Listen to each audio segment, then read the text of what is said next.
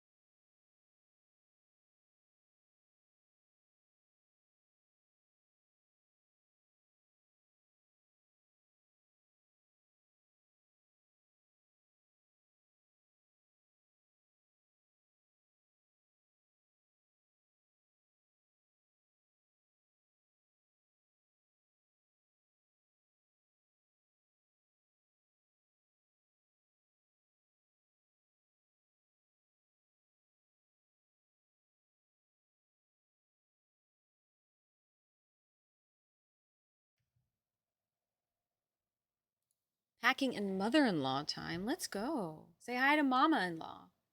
Welcome in, everybody. It's an absolute delight to have you all here today. Thank you so much for coming through on our Sunday social vibes. Today we're hosting a Social Science Sunday, which is slightly different than our usual Social Sunday where we knowledge share and learn together. Today we are going to be learning alongside a special guest. Today we have a special guest for this space, which is super duper freaking exciting. I am nervous, but I am excited, so it's gonna be good. Okay, it's gonna be fun. I really do appreciate you all for coming. Thank you for being here. Skip it in time, sorry, fucking it up it. When we switch over to the other sort or the scene, just know that we probably won't have any of our alerts playing. I have to make sure that I deleted all those because I just don't want to kind of be too disruptive to the conversation. I will let you know ahead of time. I am so appreciative of you guys being here. Thank you for being a part of this space, part of this community. You all are a delight. We're happy to have you here. If you potentially are coming over from Angie's space, welcome. We are happy to have you. I need to actually make sure that I post in um, one more spot that we are live. Oh, did I not do? I didn't. Okay, hold on. I must do it quickly. Quickly. This is importante. And then I will address you all, and then we will hop right into it because I do not want to take up Angie's time. It is precious, and we need to respect the time we are given. Um, where is the graphic that I made? Where is it? Oh my gosh, okay. I say all of that and then I do this. What the heck? I literally went and I made a graphic.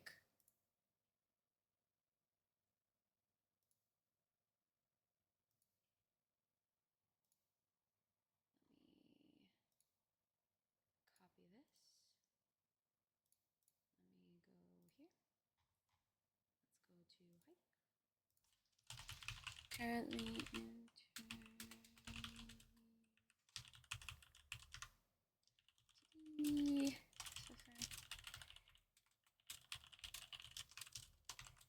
Okay. I posted it. It has now been posted. It is done. Okay. So, let's see. Where do we start? Addie, let me actually go back in here. Okay.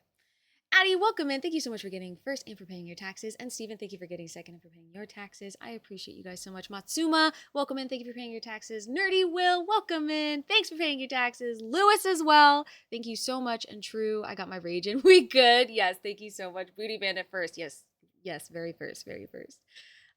So happy to have you guys here. Yeah, so as I mentioned already, we today are going to be chatting with and doing kind of like a soft sort of interview with Angeenoel. So as you guys already know, we are currently raising money for cultural survival. It is my birthday month, and as an anthropology major, I thought it was apt for us to raise money for a like anthropologically centric sort of cause. Last year, we raised money for the Palestine Children's Relief Fund, which is a humanitarian effort to help bring resources to the children in Palestine, but it also helps families as well. And we raised $1,000, and so this year we are raising $3,000 if possible. It's totally feasible, right? Over the course of the month for Cultural Survival, which is an Indigenous-led organization that works towards supporting and elevating Indigenous voices as well as their rights, not only culturally and individually, but also with land and other like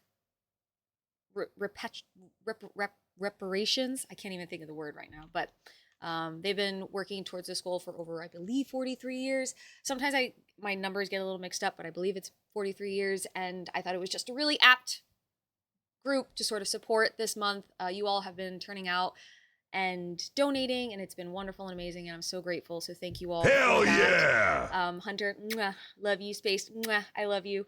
Oh, geez, you wanted silent. But yeah, so that is what we are doing this month. We are raising money for that. But I also thought that it's kind of important to me to stay like true to my intentions and my goals and the causes that I'm invested in.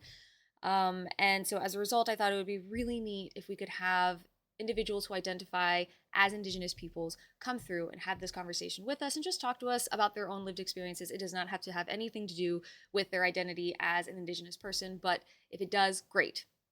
And I reached out to a couple of people, and Angeenoel was the one to sort of reach back. So we are going to be discussing her lived experiences. I have a pinned message at the top that I'll just read to you really quickly so that you all get a little bit more of an understanding of Angie, but then I will give the floor and the microphone and everything else to her to sort of give herself a more in-depth introduction in just a moment. So to those of you who don't know, and I will give her a shout out now, Angie Noel. Boom. Angeenoel is an Indigenous educator, content creator, and full-on gaming nerd with a wellspring of knowledge and an impressive CV to match, right? You can find her Twitch. I just shouted her out. You can also find her website where you can learn more about Angie as an individual and her accomplishments, and then as well as the organization that she has started up, which hopefully we will get to throughout our talk. How do I? Oh, Lord. Okay, there we go. Phew. Just when you think your day can't get any better, there's Nikki saving your ass. What's good, music lover? Welcome in. I'm not sure how many shout outs I will be doing today. If we have anybody in the space, a mod, who's willing to do a shout out or two, please consider doing so for us. That would be super helpful. But we are going to hop into it now. I think I need to change us from just chatting to let's try podcast, maybe, because that makes a little bit more sense. So we are going to transition now. I will go ahead and bring Angie in, and we will talk to her about all kinds of things. Yeah? All right. So, let's switch this over. Boom. Let's go. Oh, goodness. I got to move that. Let's do. Wait. Oh, Lord. Okay. Now they can hear you. Yay! Did it work? Actually, I was It muted, did. so I don't know if it It's perfect. Okay. Cool. It's perfect. Welcome. Hi. Welcome. Good morning. Good morning to you. Okay, I think I have everything already situated again. So I already gave a very brief introduction, but would you like to give a little bit more of an in-depth one so that everybody can kind of get to know you, this community in particular? Yeah. So I'm Angeenoel. I'm an Indigenous educator and content creator. I wear several hats in my community. But as far as this content creation space, I am the co-founder of the Indigenous Alliance on Twitch. I am a part of the Twitch Women's Latin and Pride Guild. And I'm also serve as the meetups organizer, the Twitch meetups that they like part of their community programming. I host the one to my area in Oklahoma. And yeah, that's pretty much kind of the content creation sphere of what I do. Heck yeah. Well, welcome. And everybody, let us know how she sounds just in case we need to kind of make any adjustments there. And I want to make sure you all can hear everything that's being said clearly. Um, but yeah, thank you so much for that. So I'm a little nervous, but I think we'll get through it fine. I set up, thank you so much, Space. I appreciate you. Awesome. Thank you, Tabs. Thank you, everybody. You all are amazing. I appreciate you so much. So, everybody, please welcome Angeenoel into the space. Do you prefer going by Yeah. full Angeenoel? Angie is fine. And thank you Angie's for fine. having me. I appreciate you know, the opportunity. And I as a social scientist, like I nerd out on this stuff. So I'm glad that we can have this discussion. So Yeah. yeah. I am so excited. And I'm so truly so grateful that you were willing to do this. Also, you might see it on the screen. My screen is flipped. So we are all opposite of what we actually are, everyone, just so you are aware. Um, but yeah, so I appreciate you coming on. Thank you for being so willing. It means a ton to me. Um, I am excited to have this conversation. So we set up, I spoke with Angie prior to this, everyone, just, as you do, to make sure that we sort of had a better understanding of what we were going to get into. We will do our best to get through as many of the questions that I had. I kind of went a little ham on them. But if we don't get through all of them, it's fine. I highly, highly, highly encourage and recommend you all, if you have any questions for Angie at the end, please hold them and ask. But moreover, have questions. If you do have one that pops up, consider asking. And if Angie feels comfortable and is interested in answering them, we'll kind of make some time at the end for that, if that works. Awesome. Sounds Okay. good. Heck yeah. So we're going to start a little bit with like as we already did, the introduction. We'll do some work and education content just to kind of get ourselves acclimated to your background, your history, and obviously what you feel comfortable in sharing. So the first question we have is, could you give us a brief or as extensive as you like description of your education specializations? Yeah. So my undergraduate degree is family life education, child development. It's a bachelor's of science. As I said, I was a social scientist, so it kind of covers the social science area of that whole child development, as well as like I guess in general like human development. And then my master's degree that I completed last year, woo, was Master's of Science in Educational Leadership with a focus on college student development. Prior to that, I have experience at university, level. And so I kind of decided to venture down that path of working more at going towards more of a university level degree field. And so to especially help like people that come from my community to navigate, the higher education systems. And so that's kind of led me to my graduate degree. Mm. And so kind of also that nerding out of academia and all of that comes from my experience in higher education. Yeah, absolutely. And I want to ask first, kind of what did you always know that you wanted to pursue this as a degree? Was it something that you sort of transitioned into over time? But I also know that you mentioned, and this can be a side question after, you mentioned that there was a bit of time in between your bachelor's degree and your master's degree. And so kind of what sort of was that break in between, if you want to touch on it? So did you always know you wanted to do this, and maybe what made you want to do even higher education after that? Yeah. So no, I did not know that this was gonna lead me to like these degrees. Whenever I was little, I think I wanted to be like a ballerina. I don't even know where that came from. But and I never even took ballet classes or anything. I think it was just maybe like something I saw, and I was like, oh my god, I want to be a ballerina. Uh-huh. But whenever I was starting my undergrad, um, I went to like community college and stuff like that in my local area. And I think the first degree was, I want to say something like elementary education or early Mm. childhood education. So Mhm. definitely like education has always been in me. And I think it's kind of like that indigenous, like my indigeneity, because I come from like strong indigenous women that like, they're all about, they educate in their own little ways. And so when I remember even as a kid, like, you getting leftover material after the year ends, of like, the lesson plans or whatever, like, worksheets. And I remember making my brother like, do them as I was like trying to play school. Um, so I had always, wanted to be in this education sphere. But whenever I looked at the curriculum, it just didn't sit well with me, like the early childhood education curriculum or the like the courses. I was like, I don't want to do this. So I actually ventured to photography school for a little bit and did that. And then I realized, you have to be like a good photographer, not, I had a little skill, but Mm. to the scale of making it as an income, Mhm. you have to be Yeah. really good.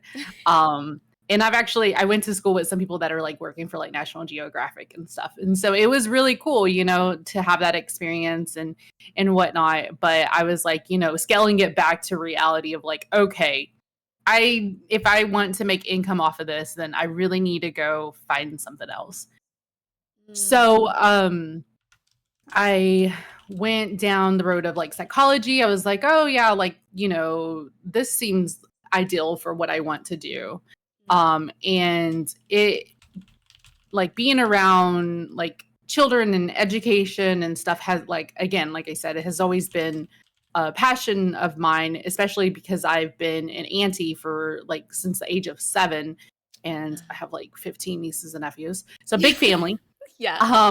And so I just was always like wanting to, be a part of the next generation and leading them, to their dreams and opportunities. So I went down psychology, didn't like that. And then I chose like the degree that I do have because I was like, well, it still kind of factors in all the things I want to do and looks at human development rather than just like particularly like education curriculum.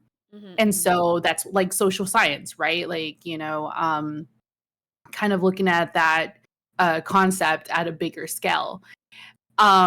And fun fact, one of the things that, and I don't know if you know this, but as like an undergrad, my whole, when I learned Maslow's theory of, Maslow's hierarchy of needs, that was like the foundational concept for my career, right? However, I just learned this that like that concept was still like kind of observed by the Blackfoot Nation. He like Ooh. observed the Blackfoot Nation and Uh-huh. then just put his name on it. I did not know that. So exactly, yeah, that's one thing like like the social sciences, don't unravel that a lot of this stuff was, Mhm. a lot of concepts were stolen, from the indigenous peoples. Mhm. Which again, there's lots of us and we all have our own different, culturals and knowledge and all of that stuff. And so there's a lot of things that come from STEM that indigenous people like, founded. And it's Mhm. just I say that because that theory, like, was the foundation. And then learning that like a couple of years ago, I was like, oh my God, that's wild. Like, of course it is. Of course it's, Yeah. an indigenous like concept. Yep. Um, so I give that, credit back. But anyways, yeah, so education has always been kind of there. Mhm. Um, Mhm. but yeah, I didn't think I would, excel to the level that I'm at, but here we are. Sure, yeah. And I like the well, I have two thoughts. The first one being having such a large family, having your influence sort of stem from being exposed to, because I know a lot of people probably maybe don't have large families, so they aren't necessarily exposed to younger kids at an age where you might be presented to them as a teacher or as a caretaker or something like that, and so you don't necessarily have that experience. But I can see how that applies to the desire and how it sort of manifested itself over time for you. I also think it's uh, very not only astute, obviously, because you are a social science individual, your focus, but um, I often talk about social science as being a born out of racism, born out of prejudice from the element of anthropology, where the reason why there was an interest in studying people was because people were outside Mhm. the scope of what other, like, a certain race believed to be was Yep. normal. And so it's very interesting and also very helpful for this community specifically as we learn more about social sciences to realize that it's not just how anthropology started off as like a Mhm. racist potentially approach to humanity, but also that these concepts, these ideas, the knowledge that we as anthropologists have right now and social scientists have right now have stemmed from cultures and groups of people and communities before us. And I Right. think it's a very it's a good thing for us to remember when we are talking about these topics, I guess. Yeah, I'm glad that you touch on that because that's really important in the anthropology world where they're actually trying to make up for a lot of that harm that was done on the indigenous peoples. And Mm-hmm. whenever I look at it, I'm like a walking museum. I feel like sometimes to people because they, want to study you or study indigenous people. And I'm like, Yeah. I'm a human too, right? Mm-hmm. Let me but I think it can go back where we, or at least my experience has led me to study the surroundings I'm a part of because of my identity and how I have to be socially aware of how I'm presented or whatever. So it's a lot, Yeah, um, there's a huge weight that comes into play because not only do you have to be a part of the conversation to help unravel the issues potentially, but also you have to present a front that doesn't project more like or not project but like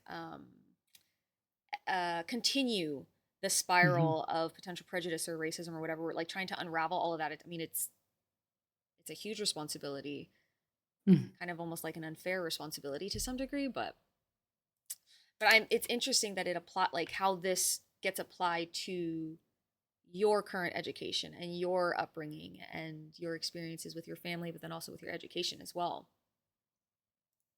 Um, Yeah. let me see. I wrote notes and now the notes are combining with everything else, which I probably should have waited on. But let's see. Can you possibly recount one of the moments that sort of propelled you onto this career path? Obviously, you mentioned that sort of being with your, being an auntie really young, all this other stuff, but like maybe uh, more to a more direct question, was there a moment where you went after your bachelor's degree, you decided, I want to pursue something more?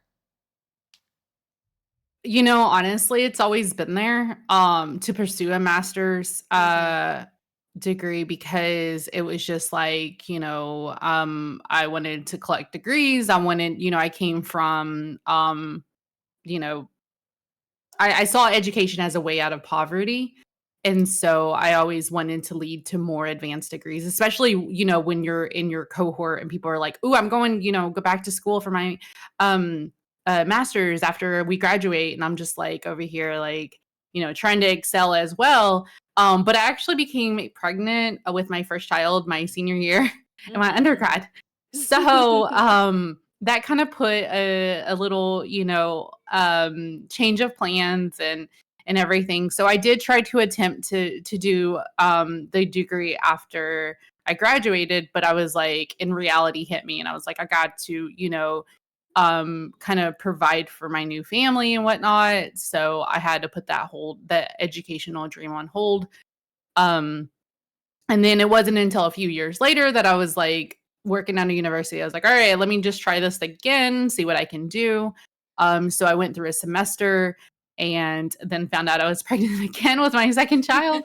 And so I was like, okay, well, definitely, let's just pause this. Mhm. Um, and so then COVID happened. And as I was like at home with my children and whatnot, because we took like a break, or well, like a pause from stay at home orders and everything like that. And so it just kind of made me reflect on my priorities in my life, and my educational dream, of getting advanced degrees was like came back up. And so I kind of made that decision to slowly work on um getting towards that goal. And so, just kind of made those baby steps and then just went full on, quit my job and was like, all right, I'm going to grad school and being a student and going immersing myself into this new like experience too as like a,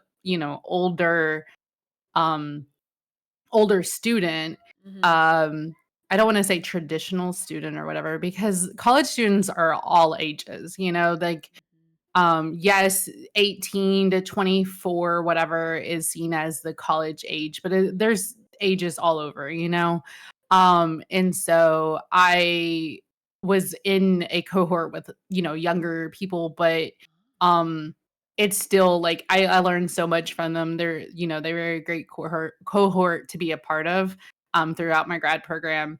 And so yeah, it was definitely a journey. Yeah, I can imagine. And I agree with Tabs. Grad school as a mom of two in COVID, badass. Absolutely. That Well, it is, was after COVID, like, so it was, is it? 2022 is whenever I started, but it was during COVID, Yes. like, yeah, Is when all of it that just sort of kind started of, coming up. yeah, it was like, priority is of, because I mean, I think I feel like a lot of people, had, um, a lot of, aspirations that came out of COVID, right? Like, there was Mm-hmm. just so much that we didn't know what was gonna happen, right? This was a new Yeah. experience for our generation, even though Yeah. we've lived through so much Yeah. already, I True. feel like. Mm-hmm. Mm-hmm. But yeah.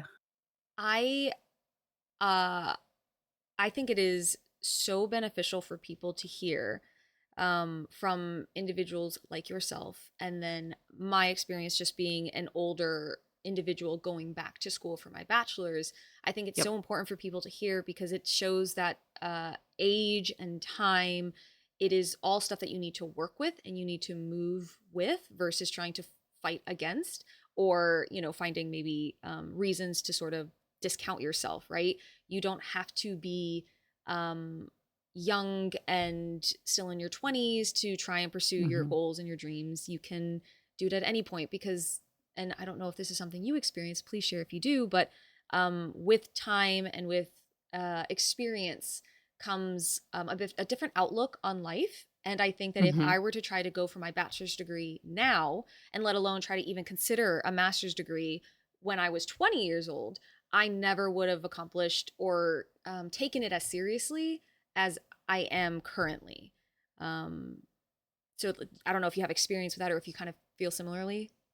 Yeah, no, I think that definitely me waiting on my master's, like, I explained that whole journey, but I honestly, I feel like my ancestors, like, I'm, getting all spiritual and stuff, but Mm-hmm. it felt like my ancestors were like, you know, um having this path for me, because I actually went to a different university because I didn't sell myself short anymore. I was Mm. like, "You know what? Like I'm just settling. Like why not try to, you know, go above and beyond and actually try to go bigger than what I think I'm limited to." And so Mm. I luckily, I mean, like I was surprised that I actually, got accepted and whatnot, because going back to, like high school years and whatnot, I wasn't sure I was gonna graduate. Like when you're having to balance your home life that wasn't maybe like, steady, as well as like you being one of the only people that look like me at your high school, it's a lot, right? And Yeah. so I remember trying to go to one of the big universities with my friend for like a college day, and my counselor's like, "No, you can't use that as your college day. You're not going to go there." And I was just Ugh. Yeah, it kind of still obviously it stings, Yeah. because I still went because I'm a rebel anyways, but, I just took that day as, like, absent. Yeah. But it was like, you know, who gets to tell like, who are you to dictate, like, "Oh, yeah, I may not go there," but why don't you, like, Mhm. spark that in me? Like, why don't you look through it and be like, "You know what? You know what? This is a good idea. Maybe that college isn't what you'll start with, but you could end up there, Mhm. or something." Um, but obviously, when you see a problematic, teenager, you're gonna think, this is you need to aim for community college, which I love community colleges. That's there's a lot of, great knowledge that you can get from those experiences to lead Mhm. you to going to a bigger university. Yeah. Um, so yeah, Yeah.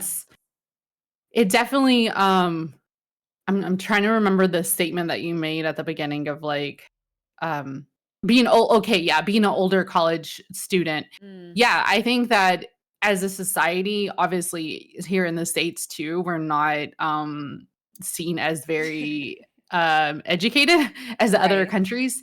Yeah. But obviously there's a reason on why, people in power want that. Yep. Um, but I think that we can always learn as humans, right? I learn and unlearn every day, things that, we didn't get educated on in our regular education or our public education system. Yeah. And so I definitely encourage people, I know it's a privilege too, though. I know I sit Mm. on a privilege of having degrees because it is such a system to navigate. So Yeah. yeah. And I, to that point, and this will kind of like diverge a little bit from our like lineup of questions. Um really quickly, Alex, welcome in. I will hold on to that question just for later, just so we can get through the majority of things.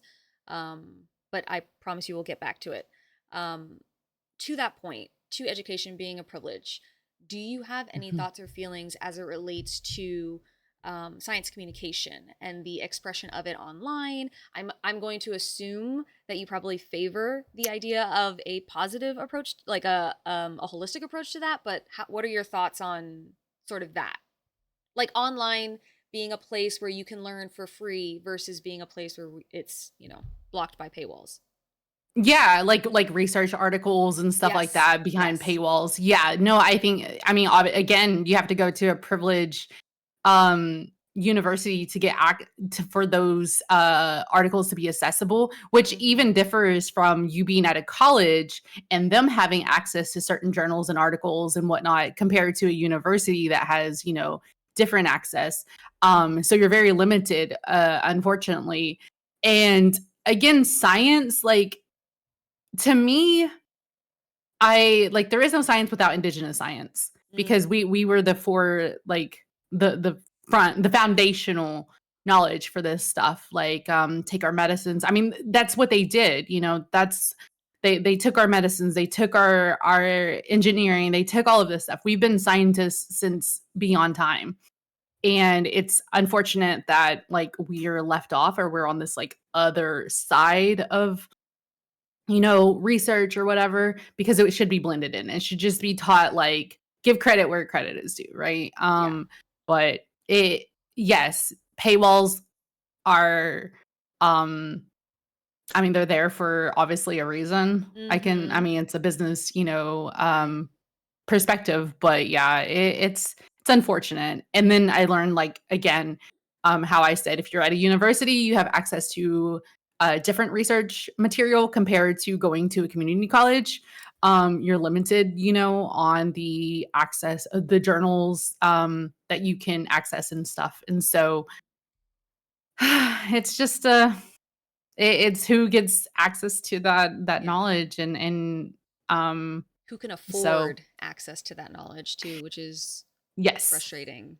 But Yeah. I agree with that, and I think that's a really good sort of segue, because it sort of like touches on these issues of education, towards the next question that we have, which is, and I'll read it in totality as I wrote it. One thing that seems to vary from student to student is how we walk the academic path and what obstacles we were met with along the way, right? How did your identity as an Indigenous person and the pursuit of your degrees impact your life over the course of your collegiate career and beyond? Oh God. That is a statement in itself because like my undergrad and grad experience are two different levels, right? Yeah, okay. Because my undergrad is whenever I was just, like walking the path. Um, if I steered off the line, like I'm told to get back in line, um, you know, put on this front, gotta obey this stuff, and uh it it sucked, right? Because I molded myself, I limited myself. But one thing I did do that was kind of focused on my career that you learn, okay, you have to set yourself up for your career. So I was working like at Starbucks, and I was like, this isn't going to even though it was giving me the caffeine that I needed to get through school and the free pastries and the tips. um and also they provide like part-time healthcare, so that was kind of cool. Oh, yeah. But it wasn't going to really help me to put my like foot in the door for a career, right? Like for what I wanted to do. So I had to actually like shift that and make sure I built myself up to have a path to a foundational career. Because I also knew like I needed to do this. I had to figure out these systems and whatnot, because if I didn't, then I would be like, you know, um, just kind of at a loss on, job opportunities or whatever.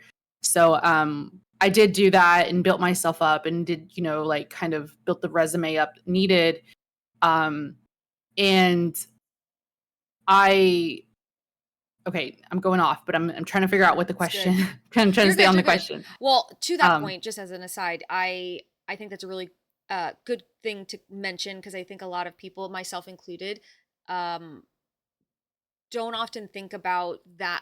If you have your advisors and whatnot, then they will obviously help guide you on that, towards that. But not thinking about what do I need right now as a career versus what do I need to start looking forward to, and how should I like go about pursuing that. So I think that's a good thing to sort of like even touch on as for your personal path. But how did being like your identity as an Indigenous person that's and right. whatnot, Yeah, so going back to like having to mold myself to fit into this institutional standard was what I did.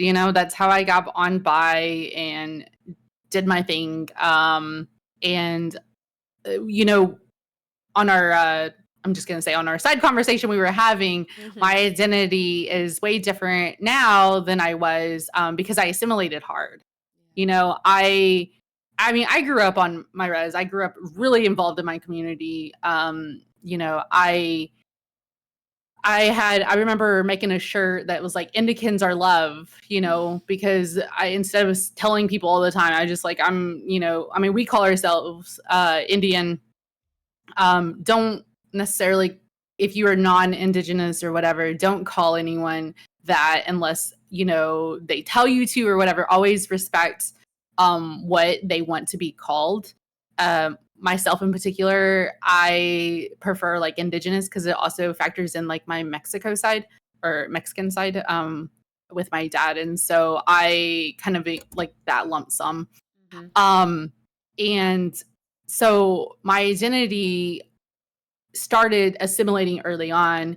Back in high school, again, I said I was one of the few that looked like me, and so kind of having to navigate that and like trying to wear Tommy Hilfiger to fit in, or wearing Doc Martens. Before it was more of the goth style, it was like the preppy style or whatever. You remember that? Like, so it was trying to figure out, like, I didn't want brown eyes. I didn't want any wavy, or well, I did have a perm at one point, so I did have wavy hair. But like the straightening of the hair, the blue colored contacts early college years, like American Eagle, like just trying to mold myself in societal standards. Yeah. And then now in my grad program and throughout, the past few years, just reclaiming my identity, right? Like, nah, I'm not molding to your box anymore. What are these colonial standards of professionalism?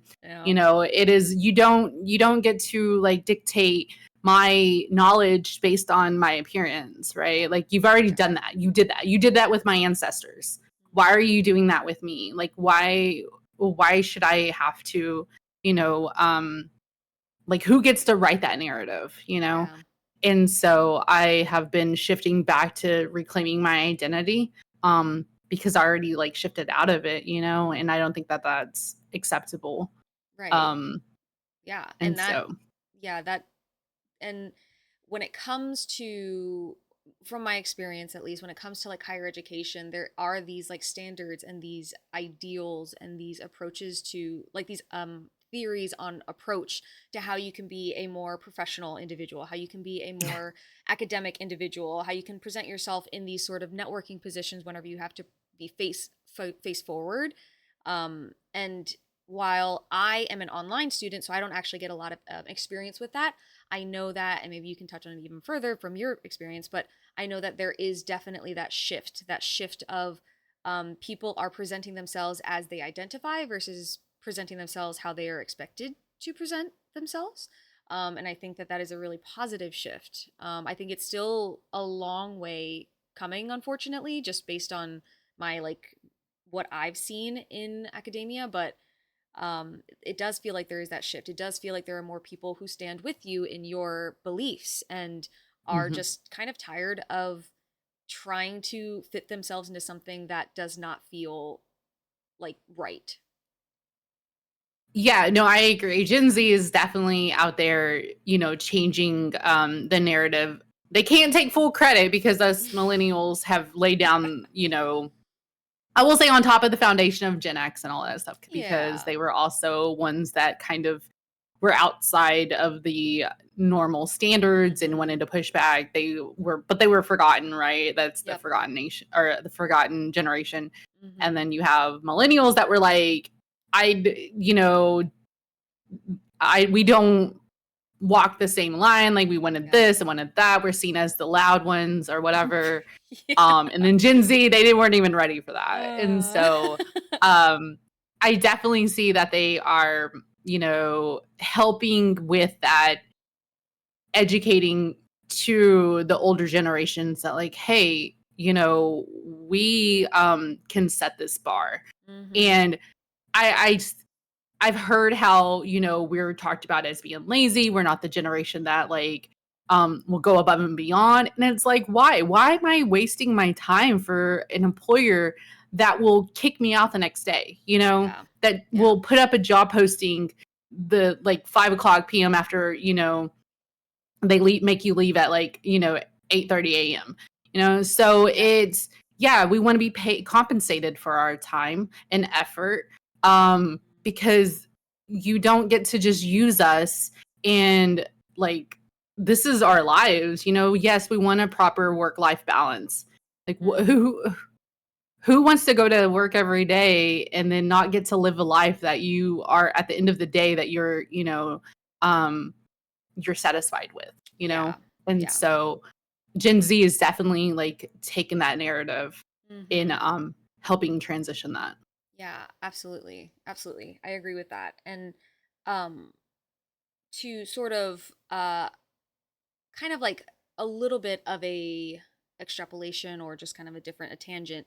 You mentioned as as it relates to sort of trauma. We don't necessarily have to touch on that too much, but Mhm. I know that from my experience, I had a class that I took where it was about mortuary archaeology, and Mm. there were obviously going to be elements of it that were going to be uncomfortable, but my professor did not provide me with the accessibility of giving me a heads up of what to expect. I would have watched all the Mm. content freely and didn't been a part of the conversations and everything so long as I was prepared for it, but my professor failed to do that, and after I presented that information to them, they were fine and they did it moving forward.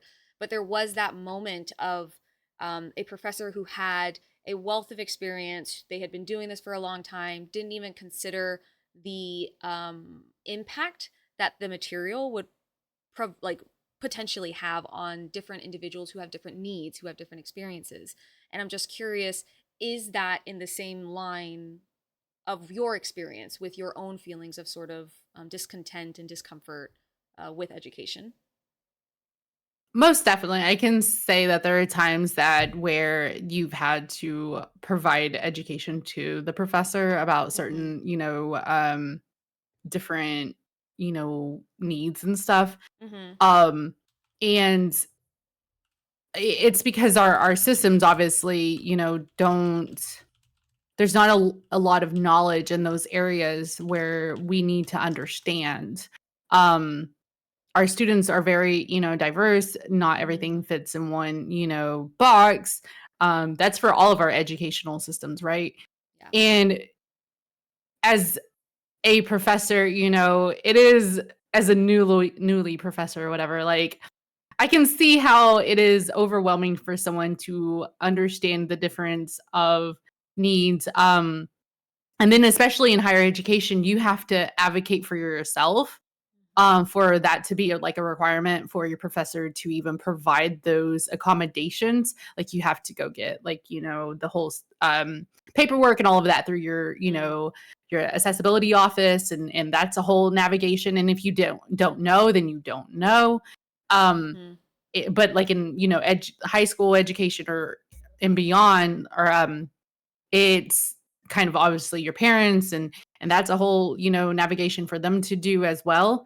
Right. But yeah, it it's about providing them and hopefully they're receptive to it. Yeah. Like, hey, just some early trigger warnings would help with like how to this curriculum, will impact, your health. Um, I will say maybe like a lot of I mentioned, I think maybe to you, I don't know if I mentioned to stream, but like my grad program being more, trauma filled in a way, as we go over a lot of like materials that focus on like social justice, and Mm-hmm. because you're working with college students that are from diverse backgrounds, you have to understand from a holistic approach. And so things that I didn't know, even as an indigenous person, like I was like learning about, because my research was like indigenous people in higher education, as well as like video games, and like kind of the intersectionality of how they could, support each other, and things like that.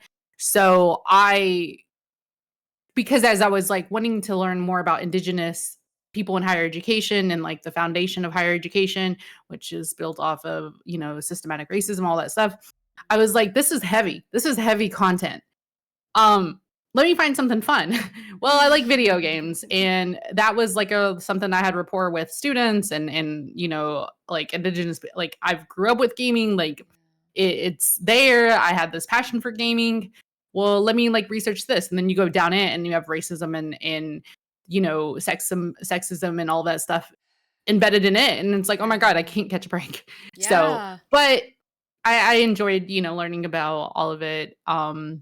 It because it helped me learn as a person to Right. grow and support more of my community. Yeah. And we'll get into gaming here in just a moment. But the last question, at least for like this particular section, relates to that.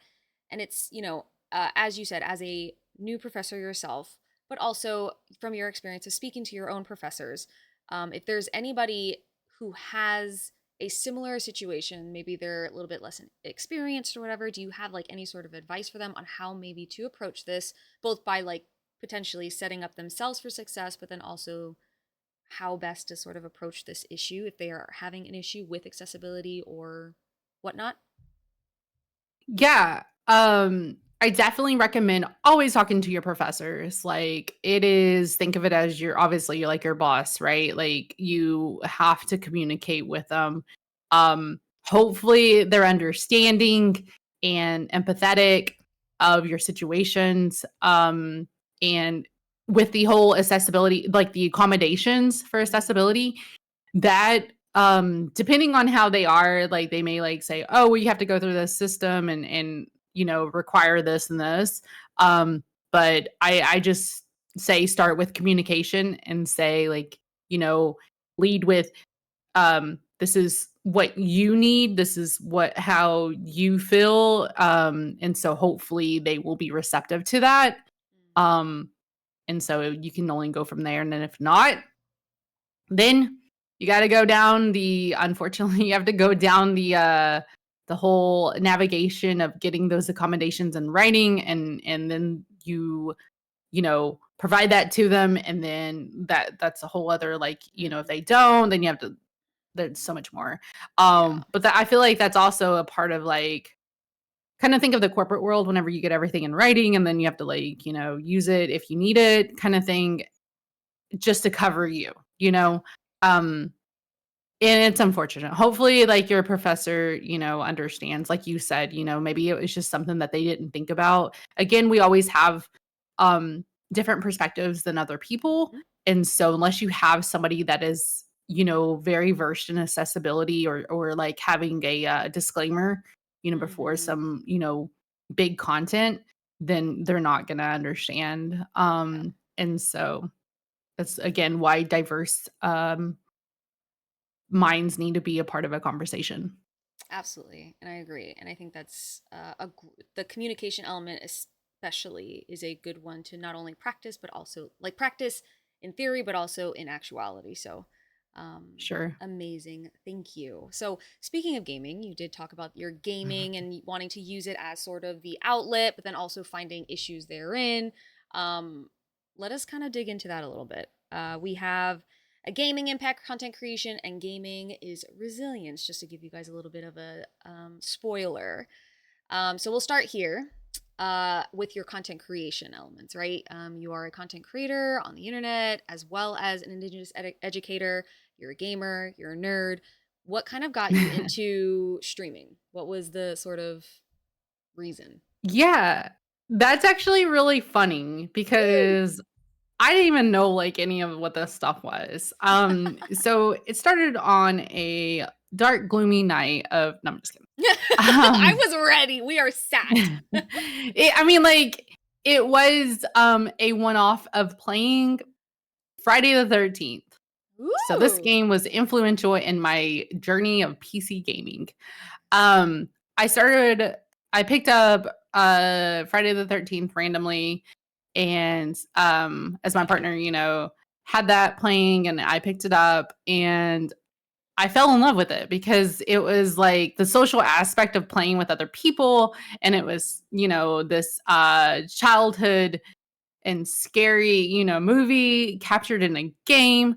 It was very, like, engaging in that area. And so I started playing it and had really fun. People were like, "Oh my god, you guys start streaming. You have such a personality for streaming." And I'm like, "I don't even know what that is. Like, what is that?" And um I was going by a different name back then. And so I remember getting into a lobby one time, and these people were like, "Hey, there is a did you play with and this big YouTube creator?" And I was like, Mm-hmm. "I guess so. Like, I don't know." Because again, I was new to any of this. I didn't know who YouTube creators were. I didn't know what Yeah. Twitch was. I didn't know any. I was just playing video games.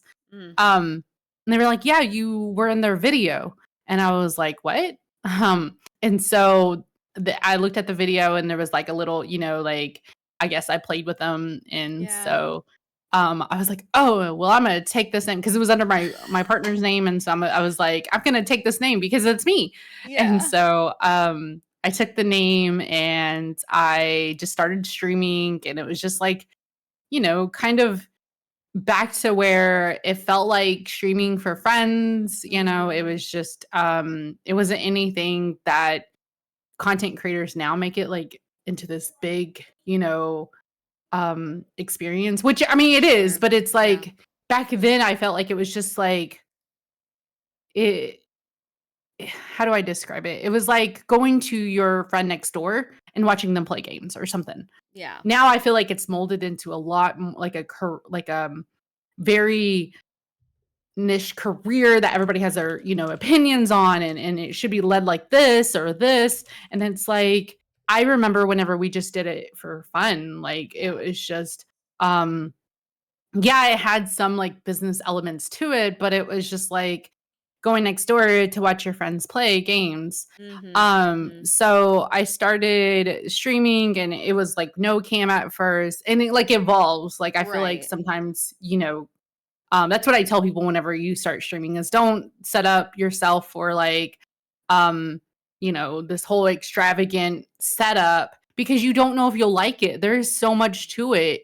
that you may think that it looks great on like how people present it, but there's so much that goes behind the scenes to it. Yeah. And even like a mental, load for you. Yeah.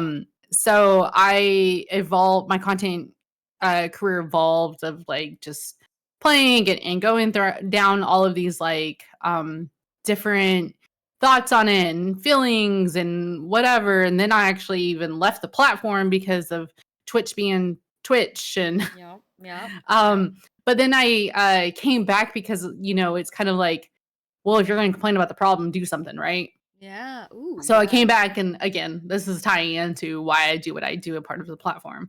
Yes. So, yeah, it kind of full circle. But I've been a part of so many communities throughout the journey, and they all like have provided me something as far as, taken with this experience. So Mm. it's been interesting. It's been, Yeah. And I think it's um, really great that you bring that up that, if you're going to complain about it, then why don't you try and like resolve the issue? That does lead me sort of into this next sort of question of how has your return to Twitch been, how have you utilized your experiences in your life prior to Twitch, your education, all of that, and how have you like sort of incorporated that into your space? yeah. So like I said, I was prior to, um, well, I didn't specify, but as I was streaming, I was like, doing it for fun. But on Yes. the like professional side of things, I was doing things for my community. I was, working on uplifting voices. And so I was like, as I started my grad program, I started combining it into my platform because That's I awesome. never really led on my identity. It was, I mean, when people look at me, they're like, well, what are you? Right. There's something you can see that like I'm not your blonde hair, blue eyes. Like I guess that's Yes. what the dominant, population, when you don't look like that, you don't fit their standards, then they're gonna wonder like, where are you from? Right. Where like who are your people? Mm-hmm. So although I will say like I am from a very diverse, environment where and grew up in a diverse environment where like I see people every day, Yep. that look like me. So Yep. um but I never led that with my online identity. I just kind of was there. Yep. But as I was starting my grad program, I was like, you know what? I'm leaning into this then because I want to bring about these conversations and change and whatnot. And I've already seen like, like the Four Direction Stream team was like leading some efforts on Indigenous representation. I saw, Indigenous game developers that were out there that Mm. had um, their own community.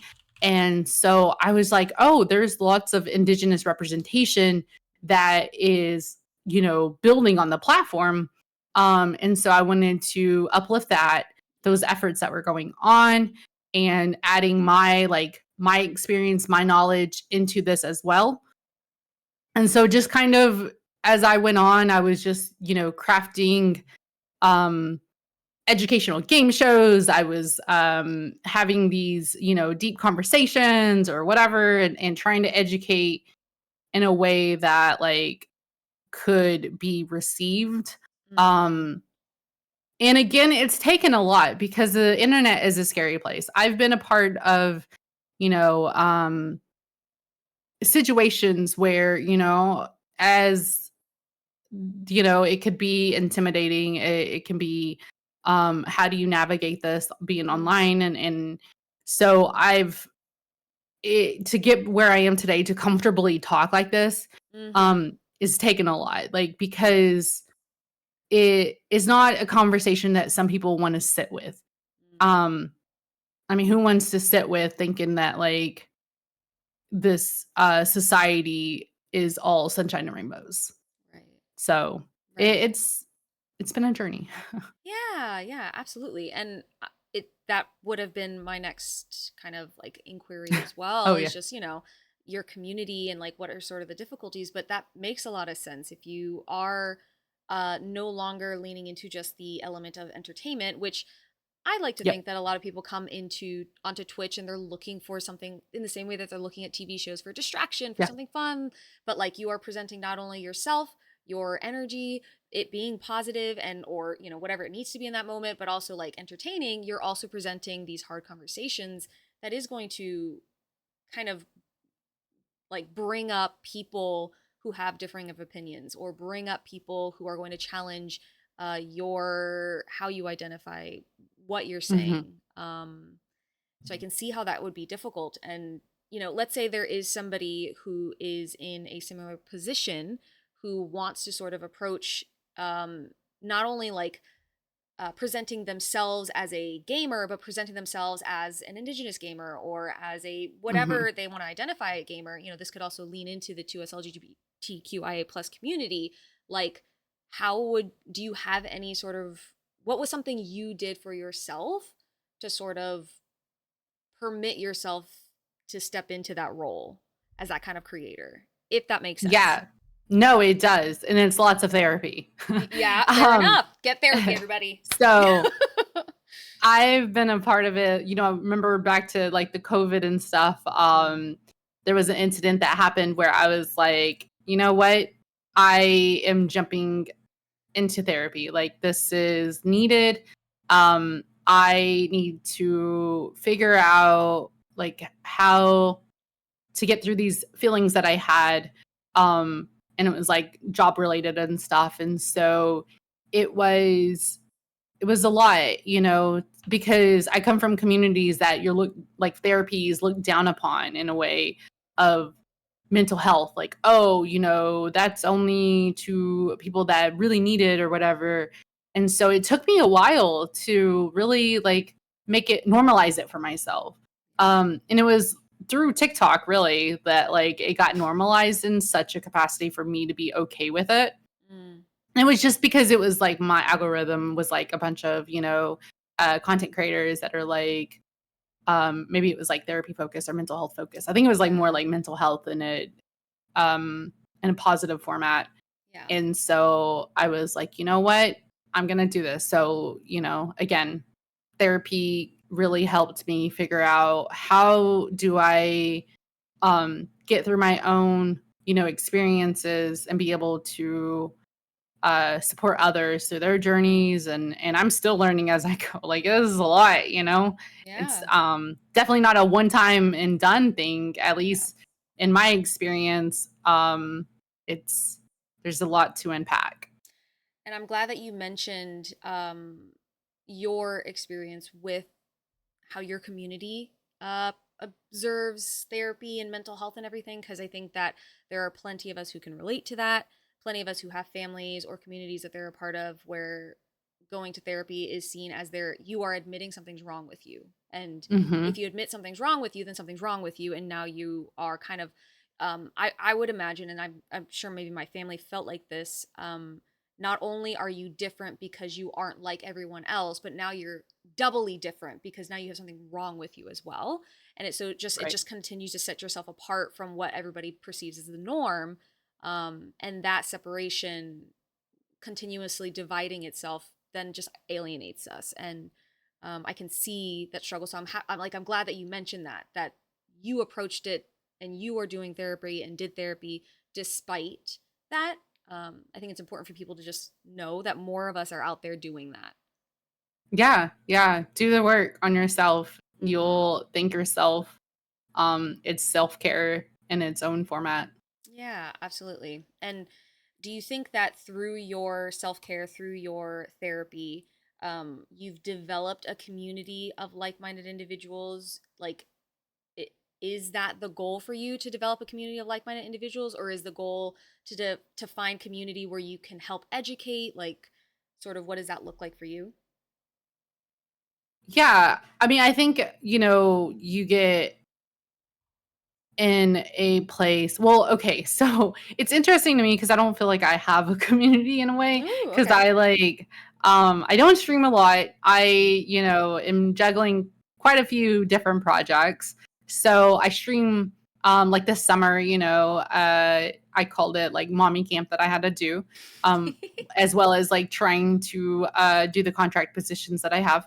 And so it was a lot, but I don't see myself as having a community, like, I in the capacity where people talk about, "Oh, this is my streaming community," and stuff. I see. I mean, I know that there's people out there that support the what I do, and I appreciate them. They support me, like, throughout all these years, and they, like, be like, "Oh, hey," it's like they come in and it's like somebody that you haven't seen in a while, and you're like, "Hey, what's up?" Like, "Yeah," Yeah. and it's always great. Yeah. But I think that they also, whenever I shifted my content, there was a fall off of people, Yeah. that fell off because, again, me being the neurodivergent, passionate self that I bring to the table, especially about something that affects me in my communities, it made people get uncomfortable.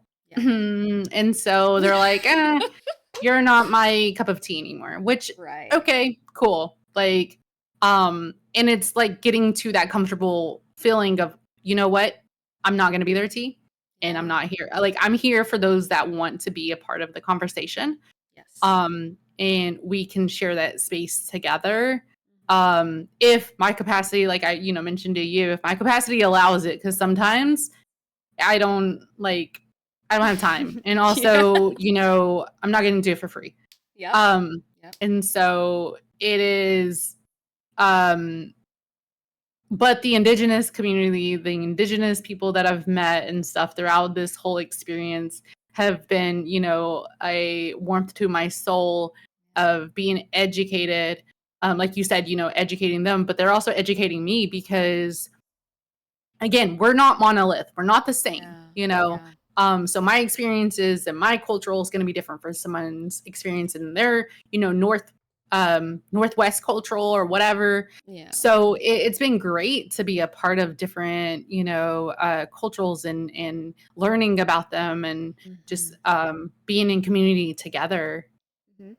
No, and that So that absolutely makes a lot of sense. And I think, as somebody who it like actively tries to cultivate a community, it is refreshing to hear that, as you are just juggling a million things, as you just said, you aren't necessarily maybe seeking or actively developing community, mhm. but you still have community. And it Yeah, presented itself in your, IRL, the life that you're living outside of the internet, but then also it is right. coming up on the internet as well. It's just not presenting itself as other people do, which sort of leans on to that point that you said of, like, we're not a monolith. Even content creators, we're not all looking to do the exact same thing to Yeah. accomplish our goals. So I think that's brilliant, and I love that. It's it kind of leads me into the platforms that you do use. You mentioned already that you sort of left Twitch already, once, because Twitch was twitching. And I'm curious if you have any feelings or thoughts to that point of, like, the question specifically is, like, where do you think streaming platforms and other content creation based spaces fall short when it comes to inclusivity for minorities? That does not just have to include Indigenous peoples, but just, specifically for your experience, Indigenous peoples. Well, I think the base of that is understanding that we're not minorities. Like, we are the majority if you really look at the bigger picture. Yeah. So, yeah, understanding that you're in your little, I mean, actually, if you look at it, if it's your little list of people and they're like, you have a few minority or like that look different than you, then you're feeding into not being inclusive yourself, of understanding that you should seek out and listen to other creators, kind of be a part of different conversations. That's how you grow as a person. I feel like when you learn about different, people's experiences and like, trying to understand our human society, just from people, not like when we talked about anthropology and like they did it without people knowing or whatever. Yep. So it's kind of being in community and learning through, those relationships that you build. And so I think that they can understand as like I said, being in community, building those relationships, especially Indigenous people, from my experience and from the research knowledge, that I've read from Indigenous, authors and stuff, is that we're all about relations. We don't just do transactional like Western kind of business models. It's more about, building that relation. Because we've been, there's a lot of history that shows that we've been burnt out a lot, and so understanding that you have to really get our buy-in before we accept you. And again, I cannot speak for everyone. I just can want to continue that disclaimer because it's a lot. But I think that as far as like whenever I said, I left Twitch, I came back, and I have been fortunate enough to work alongside some people that work at Twitch. And so I see the work that they're doing. I've met them. I've built relationships with them. And so I know that me supporting them, like doing the work that I do and we kind of support each other, like that's where I will go to bat for them. Is that like as far as the platform, and the CEO has made remarks about like Indigenous people and like we're not scalable, things like that. Like that stuff like is just a bad taste in my mouth. But the people that are, again, you have people that are doing work trying to support maybe something that you are trying to do as well in all kinds of systems, right? All kinds of, government, especially like government entities in like academia, all these big structures. So I see it as the same thing, right? I was like, we call them tempered radicals, right? Like the ones that go outside of the norm, which that term itself, I know I had to sit with it for a while to be like, is that what I am? Because I think society puts it as like, don't be a tempered radical or whatever. And it's like, just because you want positive change or whatever doesn't define like you're like this, outsider, outcast or whatever. Yeah. So, I think about working with communities and trying to see what support they need and what you can offer is definitely like, I think in my opinion on what you can do. YouTube, I know has like Indigenous creator support and things like that. And so we have like, some people that talk about, their support. I think TikTok even has put out some support for Indigenous creators on the platform. So, and here we are in 2025, and we'll see what Twitch has to offer for NOM this year. And again, like I said, I've been a part of the platform and I've seen in the background, like them denying NOM. But I was kind of already used to it in a way, and sad to say that because a lot of organizations like scale over NOM. And that means Native American Heritage Month people. But I've like seen people just scale over it, and it's just like, we're still here. But as I've learned in the past couple of years of doing, research and presenting on it, people don't know that. People don't know that we're still here. But I come from a very rich, community and very rich like state where we have Indigenous people like representation. Oklahoma has 39 tribal nations. And so that's second highest behind Alaska. And then there's over 574 federally recognized tribal nations within the United States, or what we know as United States. But that doesn't include more that are represented throughout what we call Turtle Island. So it's that was a lot, but yeah. Oh, but I could listen to you talk about anything for a long time. That was incredible. Thank you for sharing that. And I think that it is kind of stands to reason that much like the academia, Twitch being a business, Twitch is filled with people who are fallible. And what it sounds like is that for as fallible as it is, there's still room for growth, and people are still invested and interested in growth, not just individuals who identify with a certain culture or community or identity, but people outside of it as well who want to just kind of elevate and continue to support others. And I think that it's you mentioning at the beginning that um, kind of like reframing the idea on minorities and the term minority is actually really helpful for myself as well, because I am still learning and, as you said, unlearning so many things, and trying to really figure out the terminologies that sit well with me, or terminologies that kind of make more sense to define certain things in life. And so specifically Right. people in life. So like I value that input, because that not only just helps myself, but it also gives us all something to kind of contemplate and think about.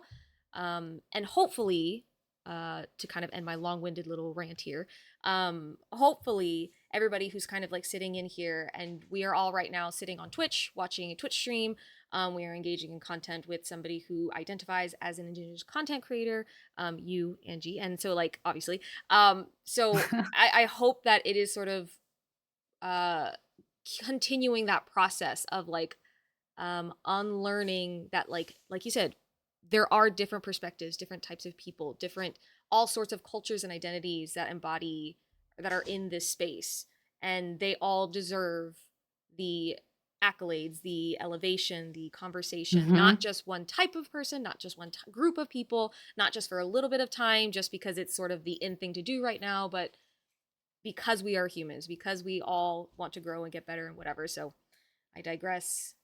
I really appreciate what you sort of like your commentary on that. Yeah, no, and that's just kind of like, um, what we've learned as a society, right? Like, but as long as we're learning to grow, like, that's where, that so-called growth mindset, right? Some academia terminology that you probably know. Yeah. Um, and, like, even to I started reading this book called Decolonizing Therapy and stuff, and, it was talking about, like, reframing marginalized, and I just was like, "Oh, Mm. oh, okay." So that's something that I need to unpack and Oh, learn more about, because it was another term that I was like, "Oh, this is interesting," and a different approach, and so trying to figure out how to reframe that moving forward or whatever, if needed. Um, and so there's so much. There's again, mm. if you aren't, like, in diverse groups and stuff, then you don't know this stuff. If you're not like, again, I worked in, higher education and continue where there's so many different I love it because there's so many different brains, right? Because Yeah. academia is filled with so much knowledge and people Mm. carry this like in different departments and everything. And so you're always learning something different. And there are things that I learned just being a part of those conversations. Yeah, and the power of language, Hmm. which I think is kind of like a bit, again, a tangent, but it is just that power of language, how we kind of, uh, like in speaking English, in identifying with these certain terms, it has become like so ingrained in our system that once we're told, well, like maybe you should reconsider this, it can be like every part of you that has like just like rooted yourself into that, because we root ourselves, this is my own feelings, but I like root myself into this idea that I'm either this or that. I'm a part of this culture or I'm not a part of this Hmm. culture.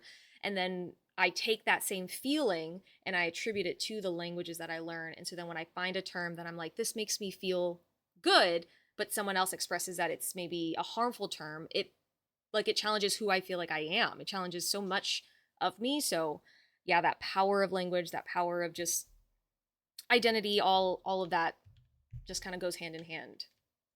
Yes. But we will kind of move now ever so slightly towards gaming and how exactly gaming impacted you and your youth, and like both in your youth, and then how does gaming impact your livelihood now as an adult? Yeah, so gaming.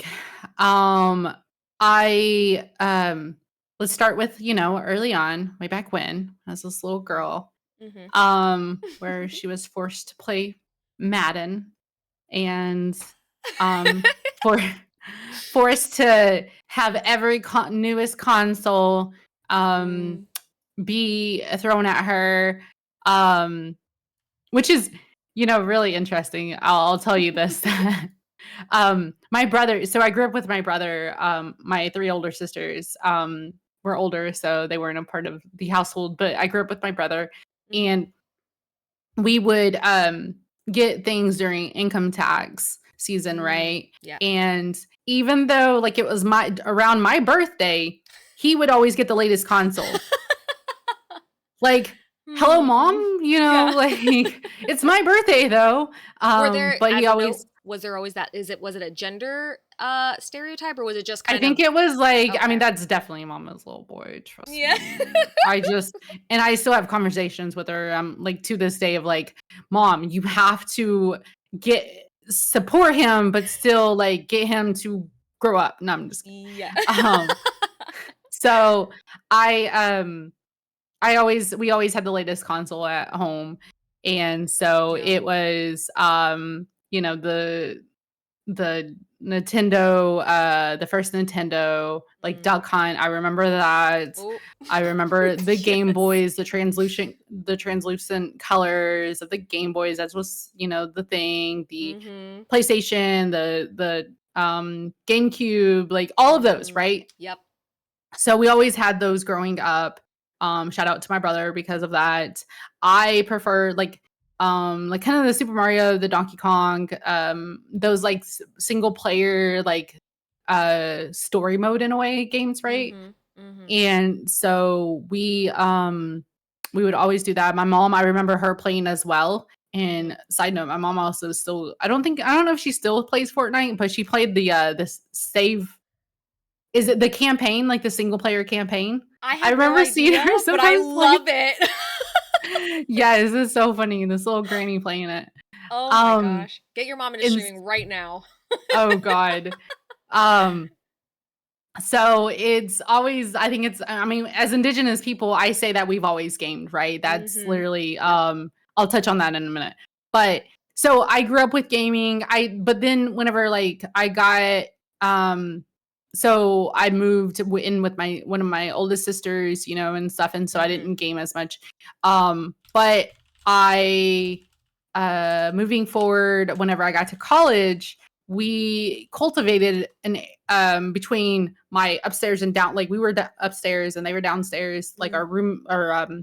our neighbors. We cultivated like this little community where Oh, they nice. would game and we would sometimes just like hang out. And so to me that was like, because I was away from home going to college, didn't know anything else in this new city, like Mm-hmm. it helped me kind of, put my guard down a little bit and be a part, like a sense of belonging, right? Um, and so I enjoyed that aspect of gaming Mm-hmm. spaces, right? Yeah. And then my journey of, streaming started in 2017 where I started, gaming, um as I mentioned before. And Mm-hmm. so um yeah, it's always been there, and then, like, my kids, are gamers and stuff, and trying to teach them the, like, healthy attitudes around gaming and stuff is, like, always an ongoing, thing, and Yeah. I actually had to take a step back and reflect on my, like, um, reframing it in a positive way because I play Valorant, and we know Riot games are very frustrating and can Yes. be toxic. And Yeah. so I remember having to step back and be like, "Dude, this is taking over my mental." Yeah. So now if I lose a game, I'm just like, "Huh," like, it is what it is. Maybe it's time for me to Mm. get off and go touch grass. Yes. Um, so it's definitely a lot, but Would you would you not to, quick interruption? Yeah, no, go ahead. Would you say that your reframing is due to your children playing video games and seeing them play, or is it a matter of just you wanted to reframe, you needed that reframing? Um, Yeah. I mean, I think it's just like everything, like with my child development background, like, yes, and okay. and then like my career experience, everything just played into it. And then like seeing them, seeing myself, like we need to understand that it's pixels, like and Mm, understanding that yes, we lose and just all those. yes. And then as my research focused on like, the team building, the communication skills that you learn from games and stuff like that. And that's where I like, talk about using it for student development, things like that. Mm-hmm. And I do want to go back on where I said Indigenous people have always been gamers in some Yes. capacity, right? Mm-hmm. Where we had like hand games. We had stickball, which is kind Mm, of like where lacrosse came from, yeah. right? Yeah, lacrosse. And so it is where you have like this, think of this pole, and then at the top of it, it has like a fish. And so then you have sticks, and then you have to hit the ball on top at the fish, right? Yeah. And these games were played to help with decision making. At least in my Ooh. culturals, like Yes. that's what our communities, that's what they played. So it was like instead of going to war or whatever, that's what they called this, was big brother little brother war, where they would I mean sometimes they fought to the death. Like there was people that lost lives. That's Really? why Yeah. women couldn't hold the sticks or play, because the sticks were seen as like life takers and women Huh. were like life givers. And so they weren't allowed to play Yeah. until recently. It's more modernized where women can play now. But yeah, that's kind of we've always been gamers, Yeah. And so now this more modern form, I mean, we have gamers out there, and it wasn't until 2024's research from the Entertainment Software Association that they even factor in a statistic for native gamers. So it was frustrating to see that, as I was like trying to always look at bringing up their research, because they have really good, Mm. reports, annual reports on gamers, Mm-hmm. that it wasn't featured until 2024 that like we had a statistic. And it's like, if you look at the statistics, again, going away from this minority conversation and Mm-hmm. going to majority, where we are still here and we're in like a bunch of numbers. But let's Mm-hmm. talk about accessibility, right? I said in gaming that like my family grew up on console gaming. PC gaming is a whole other privilege in the Yep. digital divide, right? Yep. So Yep. that's a whole conversation in itself. Could you give us that website again that you received the information Oh, from? yeah, Entertainment Software Association. Yeah, so they put Software. out annual reports every year. And so it's been a couple of years that I was like reviewing it, that we weren't even on the radar. And so Okay. I was like, I don't know where they're getting their statistics, but I can give you, at least in my community, there's quite a few. Um, Yeah. so I would be curious to know if I don't know if you know specifically, but I would be curious to know like what that shift was in 2024, like what sparked the decision to start including that, yeah, because I like don't excluding know. it, what kept it from, and then now what is putting it back in. But I wanted to make sure I get that because I know like Critical and other people are really interested in the numbers, so um I appreciate that. And yeah, I the history of gaming goes beyond what we see in like a Western light. But that's obviously not necessarily talked about a whole lot. And I think just from like a cultural perspective, you Hmm. sharing stickball with us is fascinating and it is beautiful. And again, I don't know if it's just because I'm like really sensitive right now, but like I got full body chills just thinking about it because it's one of those things that I didn't even know about. So I'm also learning and I'm figuring Yeah, out, if and you I love want it. to check out a cool video later Mm-hmm. on, Yeah. I would bookmark this. That the on Facebook, you have to look on Facebook, because this Okay. is where a lot of Native organizations or tribal nations use the Okay. platform that they use. The Good to know. Mississippi Choctaw, shout out to one of my tribal nations, created a stickball game. I don't know where they are, like in this process if it ever is going to get, released. But they have a really good video about how they worked, like I can't remember the exact developer that worked with the community to create a stickball game. And so it's really cool, and explains more about stickball and kind of how the Choctaws and played it and things like that. So definitely, I might have found it, so we'll definitely take a look at that maybe after yeah, stream, but yeah. or after our chat. But like, I think, is it called The Making of Choctaw Stickball? Yes. The video game? Mhm. Okay, perfect. So yeah, we'll So, take a peek at that because it's only 12 minutes, so that's not bad at all. yeah, and Henry mentioned like console gaming is the way to be gamed, but I remember playing like Solitary and Minesweeper. I know this is gonna age me, but on No. computer and like Diablo, the first Diablo, Yeah, like yeah. I played that stuff on PC, and so I mean, I Yeah. think again, it can be what you have a set, like what access you have, because Yes. games were made on it. I mean, like the first game was made, at a university. So it definitely can be played both, but like console gaming is just more easily accessible. Yeah. Because when we think of PC, like you have to know all the knowledge of what goes into it. Yep.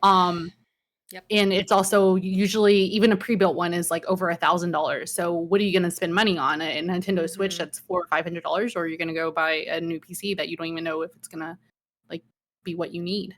Which is a incredible topic to touch on because it's not even something that it's something that I and maybe many people subconsciously understand, but consciously don't think about. Because buying a PC in order to stream or play video games on PC was completely unattainable for me for years. Even though when I was younger I had a PC, my dad always loved games and stuff as well, and I would get consoles over time, but I wasn't able to get a PC as an adult until more recently because of the cost factor. Right.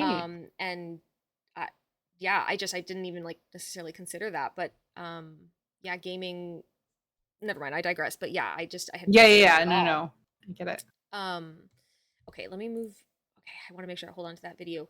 I still want to keep touching on gaming and sort of your experience therein, but I forgot to ask you a little bit more as the co-founder of the Indigenous Alliance for Twitch, because that feels like kind of a relevant topic as far as Twitch being the gaming platform and you being a co-founder of it. Do you want to kind of touch a little bit more on that, like sort of how you got to that place and then what it is specifically, so that if anybody on here who is a streamer and is interested could potentially look into it? Yeah, so I community is like the forefront of a lot of like what I've done and everything. Like when we talked about my streaming community, I did that as, a early on content creator. We all create our Discord server. We all like cultivate community, and that's a lot of work. Community engagement is a lot of work, right? So whenever I started, leaning into uplifting this representation, and wanting to, when I saw that there was like all these guilds for these identities, but there wasn't an Indigenous guild, And so again, trying to be a part of that change, I actually found out, okay, so I met Coco at GCX a couple of years ago, and amazing. If you don't know who Coco Confession and Chelsea Bites, they were the guild leaders, the founding guild leaders of the Women's Guild. And so I met Coco, and she was telling me all about, the guilds. And I was like, oh, that's so cool. And I was like, why isn't there an Indigenous guild? And this is what I do in my research and da, da, da. And she's like, that's a good question. And then she linked me to Aretha, which is simply Aretha. She is the other co-founder. And so she was at GCX, but like we didn't like talk to each other. We just both talked to Coco. And then Coco was like, y'all need to talk to each other because y'all are both on the same like initiative. Aretha is from, so-called Canada. And so we're like tag teaming both of this, like, because she obviously is knows more wealth of a knowledge of Canada and their, tribal communities than I do. And Mhm. so it's just great to have, again, diverse, perspectives and experiences. And um, so anyways, we were like, all right, well, let's, get this going so we can advocate for an Indigenous guild and representation. And so we joined forces, as I Yeah. would say, and then we kicked off the alliance last year in January. And so still just trying to, provide this space for Indigenous creators, replicating the requirements for that the guild, has. That way, if it would ever, like, Twitch was like, hey, we do want to adopt this, like, we would be like, hey, here it is. Here they should fit all the requirements, because easy transition. That's all we wanted, was provide our community the same uplifting representation as you do these other identities. Because again, like, we're always, like, underrepresented, like, you see employee resource groups, you see, organizations, and Indigenous is always like the afterthought. The Native American, the American Indian, whatever government, like, name you want to give us, is always just like the afterthought. And Mhm. so I'm human and I deserve to have a space. So anyways, that's kind of Absolutely. how it was created. Yeah. So And if people who how would people go about finding this to go to, like, apply? Is there, like, an application oh process? Like, Um, so we are, like, we kind of, again, me and Aretha do many things in our sure. communities, Mhm. that, it's like, we are limited in our capacity to uplift the efforts. But if you go to, I know it's listed on my page, Okay. on, like, my Twitch page. If you go to that, it's like on the, like, the panel area, right? So you just click it and you can apply if you identify as Indigenous. Mhm. We do ask that, you share what community you're from, Mhm. because we have learned, whenever we first started this, we were like, not going to specify what community you're from, even though in the Indigenous community, if you say you're Indigenous, they're going to say, like, okay, well, what, like, community do you represent? And Mhm. again, back to, like, the DNA testing, or, well, we didn't speak on it, but I think I Right. saw a comment. But you can't learn what community you're from those kits or whatever. Mm. So when we ask you, we're genuinely curious, because that's how we have always been, right? Like, Yeah. going back before colonization, like, that's how we've always been. Like, what community are you from? Yeah. And so we weren't going to do that at the beginning, but now we Mhm. ask, what community are you claiming? Yes. Um, and I always say, like, if you're going to claim a community, what are you doing for that community? Yeah. Like, it goes back to, like, my experience and my Indigenous roots of, like, if you're coming from community, I obviously want to support my community. Mm. But to each their own.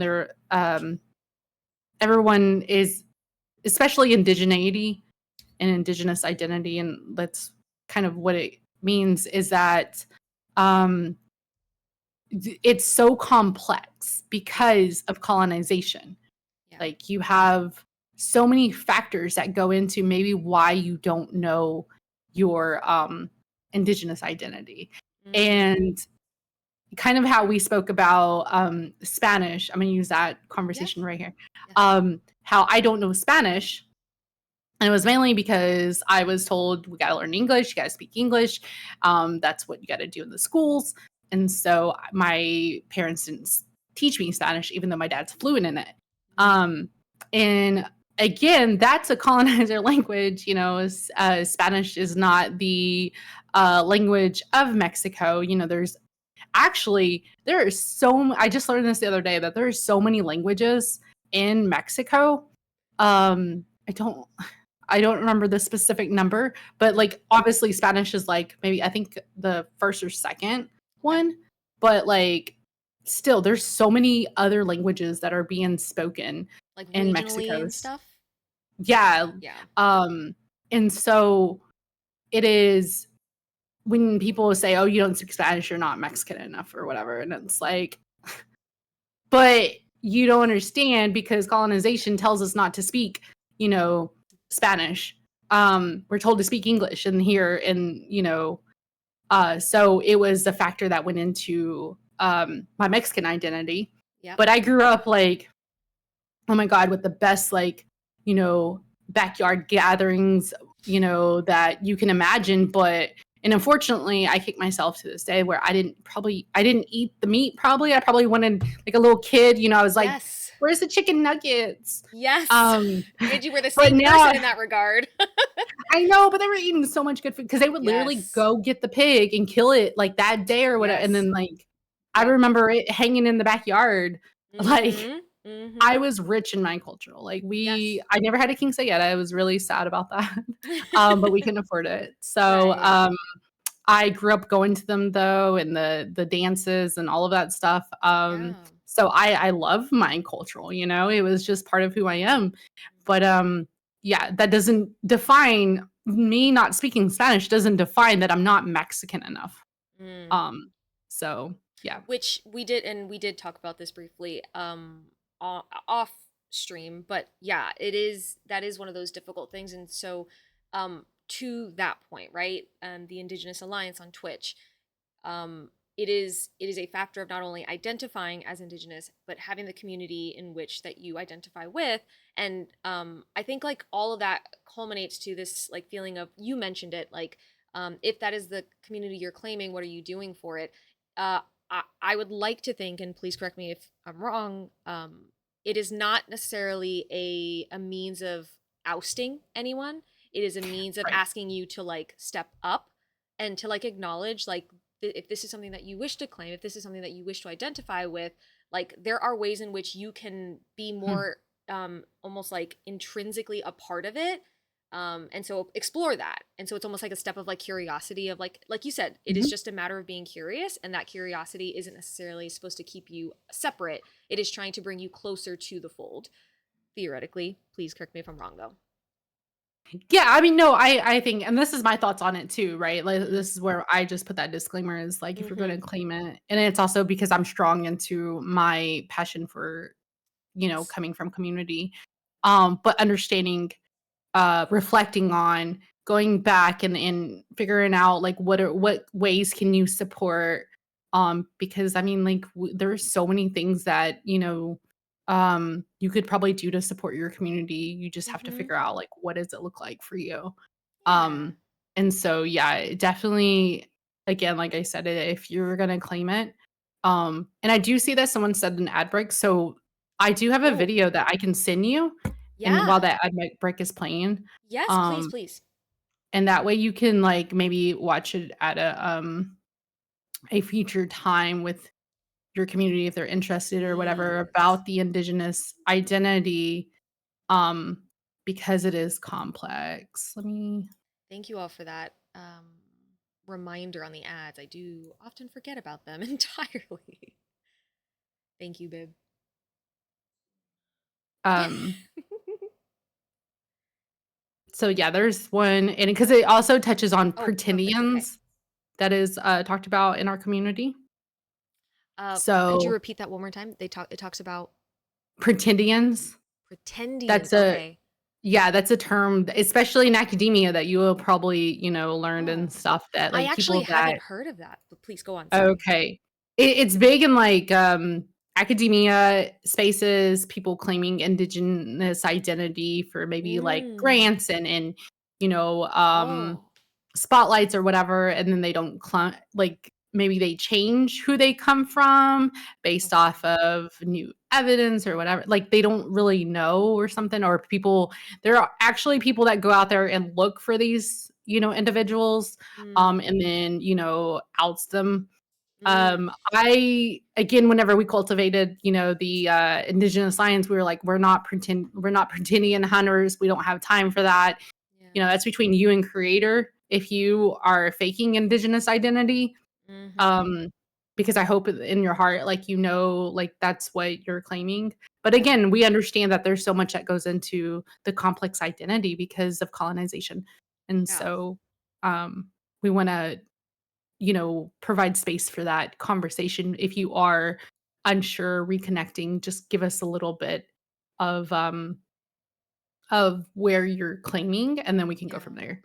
No, and Um, that makes a lot of sense. I'm glad that you are commenting on that as well, because again, I know from, and I might be speaking more from like my own experience and projection from my own space of like I don't want anyone to feel like they can't make this claim, even if they're kind of questioning it. It's just make the claim with like the highest of intentions. Make the claim with like, right. where you think you stand currently. But I appreciate that. And we do have the video so we can watch it maybe after, because again, I don't want to take up too much of your time, Angie, but maybe we can watch it afterwards, Angie, when you need to step away and like Okay. chat if you're gonna stay here. But we'll keep moving because I don't Okay. want us not to be able to answer some of the chat's questions as well. So thank you Yeah, for yeah, yeah. sharing that with us, though. Again, go to Angie's page on Twitch if you would like to try and apply for the Indigenous Alliance, because you will find the link there. We talked about gaming, how it impacted your youth. Maybe we can kind of touch on, we did already a little bit, but is there anything specific that you might want to share as it relates to media, gaming, and otherwise, and sort of how that like shaped your outlook on your identity? We've already kind of talked on it, but anything else you want to add? I think it's just back to that societal expectations on Mm-hmm. what is seen as how do I want to frame this? As ideal, Mm-hmm. or Mm-hmm. like the standard or whatever. I saw myself, like I said, wearing blue contacts or whatever, but kind of knowing brown is beautiful and that it is who I am and why should I have to hide who I am? And so really leaning into that. Yeah. I always hated my big nose. Like I feel like, it's this huge nose and then always thinking I wanted a nose job and stuff, but it's like, but this is the nose of my ancestors or whatever, Yeah. and like linking it back to my identity and being comfortable in the body that I've, have. And so it's definitely just understanding that whatever our society portrays, it's gotten better, obviously, way Yes. better than what we grew up with. Yes. Um, and so just knowing that it's okay to be who you are in Yep. your body. Yeah, and there's a space for that can and should be made in these like medias and whatnot. Yeah, I can relate and agree. Um, and this next question, I'm gonna just tie it in together with the final question because it's Okay. effectively the same thing, right? How do you hope to impact the gaming space in the short and long term? But you have already started the process, not only with everything that you've already told us about, but also, can you tell us a little bit more about your organization, Gaming is Resilience? Yeah. So gaming as resilience was kind of like, as you would call it, a passion project that stemmed from my career experience and my graduate research, and my, love for content creation and the like this digital gaming space that we have. Mm-hmm. And so just combining it all and just trying to provide more of that that more formal approach of having this organization that Mm-hmm. uplifts like these different areas for Indigenous representation through a gaming Mm-hmm. format. Um, so it's just we do events, we do workshops, we do presentations, again, things that I've been doing, but now Mm-hmm. just kind of trying to do it under this new brand. Yeah. So it's been a journey and Yeah. it's exciting. We had our first virtual event a couple of weeks ago, so that Ooh. was fun. So okay, let me ask you because I know that on your website, and I kind of have a little teeny tiny box. I'm sorry, it's so small, everyone. But please, I'll post a link here in chat right now so you guys can visit it yourselves if you are interested. And I highly recommend that you do. But I noticed that you have there's the Meet the Team page, but the you have like workshops and educational programs, student development. Like, are these the goals that you have, or are these the things you are already sort of stepping out into and doing? Yeah, so I was gonna add what we've already done, and I'm trying to figure out how to like provide that. Okay. Because again, I'm on the back end of doing all of this stuff, and Mm. website coding was like my love when MySpace came out. Oh So gosh, yes. this is like full circle of coming back to trying to relive that and Yes. learn like website development because I loved it. I loved making my layouts. But no one ever fostered that career interest in me because I could Yeah. be designing this, in life. So I am trying to, make those that obviously it's not as depending on which platform you choose for your website and stuff, some of it's not as detailed as like coding as what I'm talking about, but still, Right.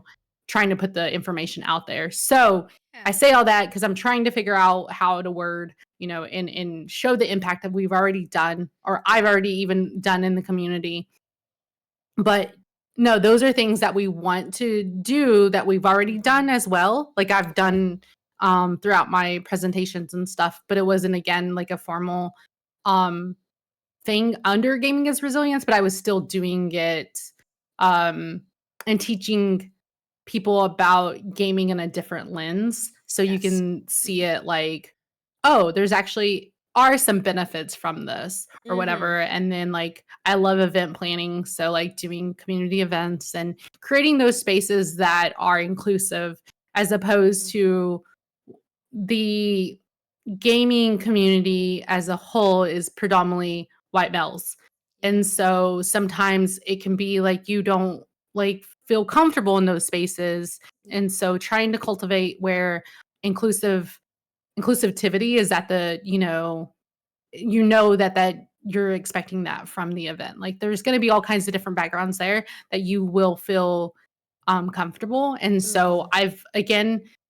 I've been doing like random educational like game shows or like Mhm. Valorant tournaments within the Unity Guild. So I've already been doing some of this stuff and Okay. it's always like just different people that maybe wouldn't normally go in a competitive, Valorant tournament, but they would come play, in my little um just fun event. And Yeah. so it used to be just fun and now I've just scaled it up and I'm trying to do more. The production, I hope to uh, you know, grow with that and everything because I feel like we deserve to have those experiences just as other people that have the privilege to be able to like, cultivate those.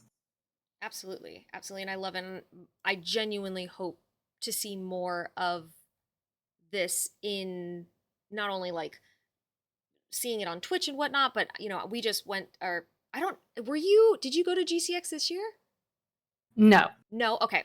I went to Yeah. GCX this year for the first time ever and it was super awesome. But to see like your banner at a booth at GCX sort of discussing this or something like that just would be incredible. So if anybody in this space maybe has events that they're planning or something and they're looking for more representation in this regard, like consider looking into gaming as resilience, chatting with Angie and the other co-founders, because I mean, clearly this is necessary. it will be at this. I just linked it to you if you want to show that Ooh, later. yes, I can But probably show it. Let's see. it definitely will be at this event, which isn't like a particularly gaming convention, Mm-hmm. but it's uplifting Indigenous representation at IndigiPopX, which is like an Indigenous Comic Con, but it Mm-hmm. will have a factor of gaming in it. It was hosted at Oklahoma the past 2 years, but now it's going to be on the East Coast at in North Carolina. So Give me a if you moment. want to provide that to your community, Absolutely. um, I will share it now just on the screen, but I'll post it in the Discord later so that if you want to reference it, anybody who's interested in going or uplifting this, sharing it in your own platforms and stuff, you can. But yeah, thank you for sending that because that is so yeah. exciting. Um, Yeah, but I mean, I would love to be at a, DreamHack or whatever in the future, where there are like, just gaming focused, yeah, like-minded individuals.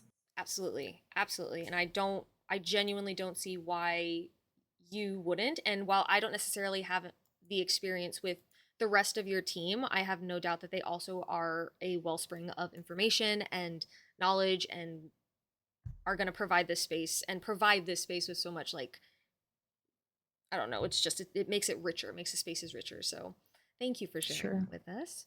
Yeah. I think that at this point, that is probably a good space or a good point to sort of end my end of the questioning. The only other one that I have for you that maybe is just something fun, if you want to share it, and then we can kind of get into some of the questions that people have. You let me know your window of time. If you need to drop Yeah, yeah, yeah. immediately, totally fine. Okay. But question for you, last one from me.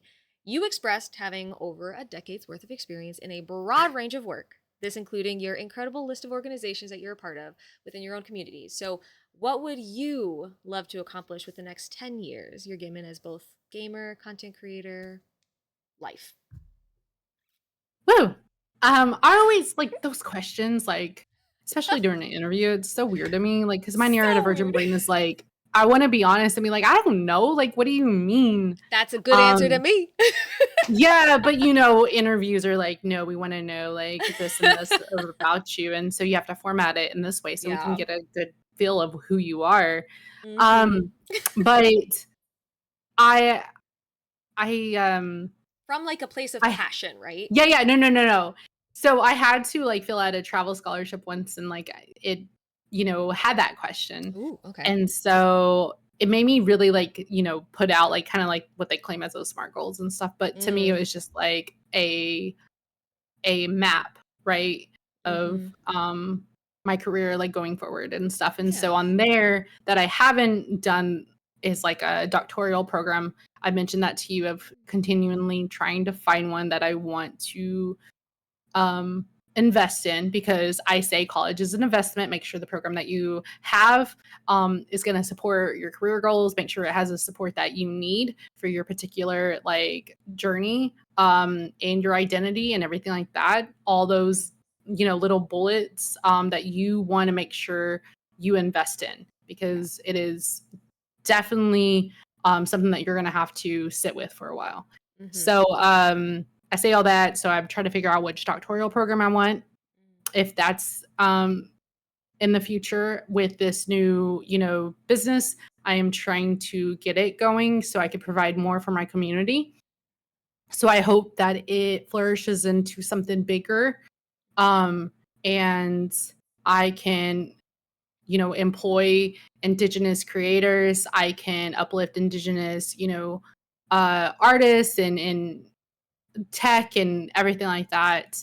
Um, and so I guess that's kind of what I see in the future Mm-hmm. is excelling in those areas, um, and trying to see what the next, passion project that comes up or whatever in the meantime.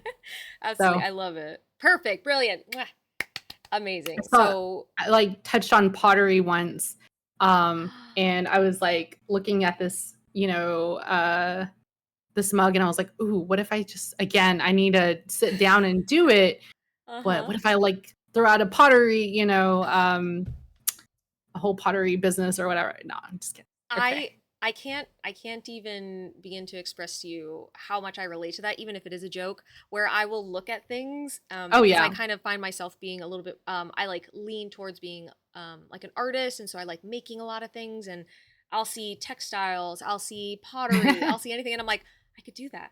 I could do that with the rest Yep. of my life. I could just spend the rest of it doing that, but then I get Yeah. distracted.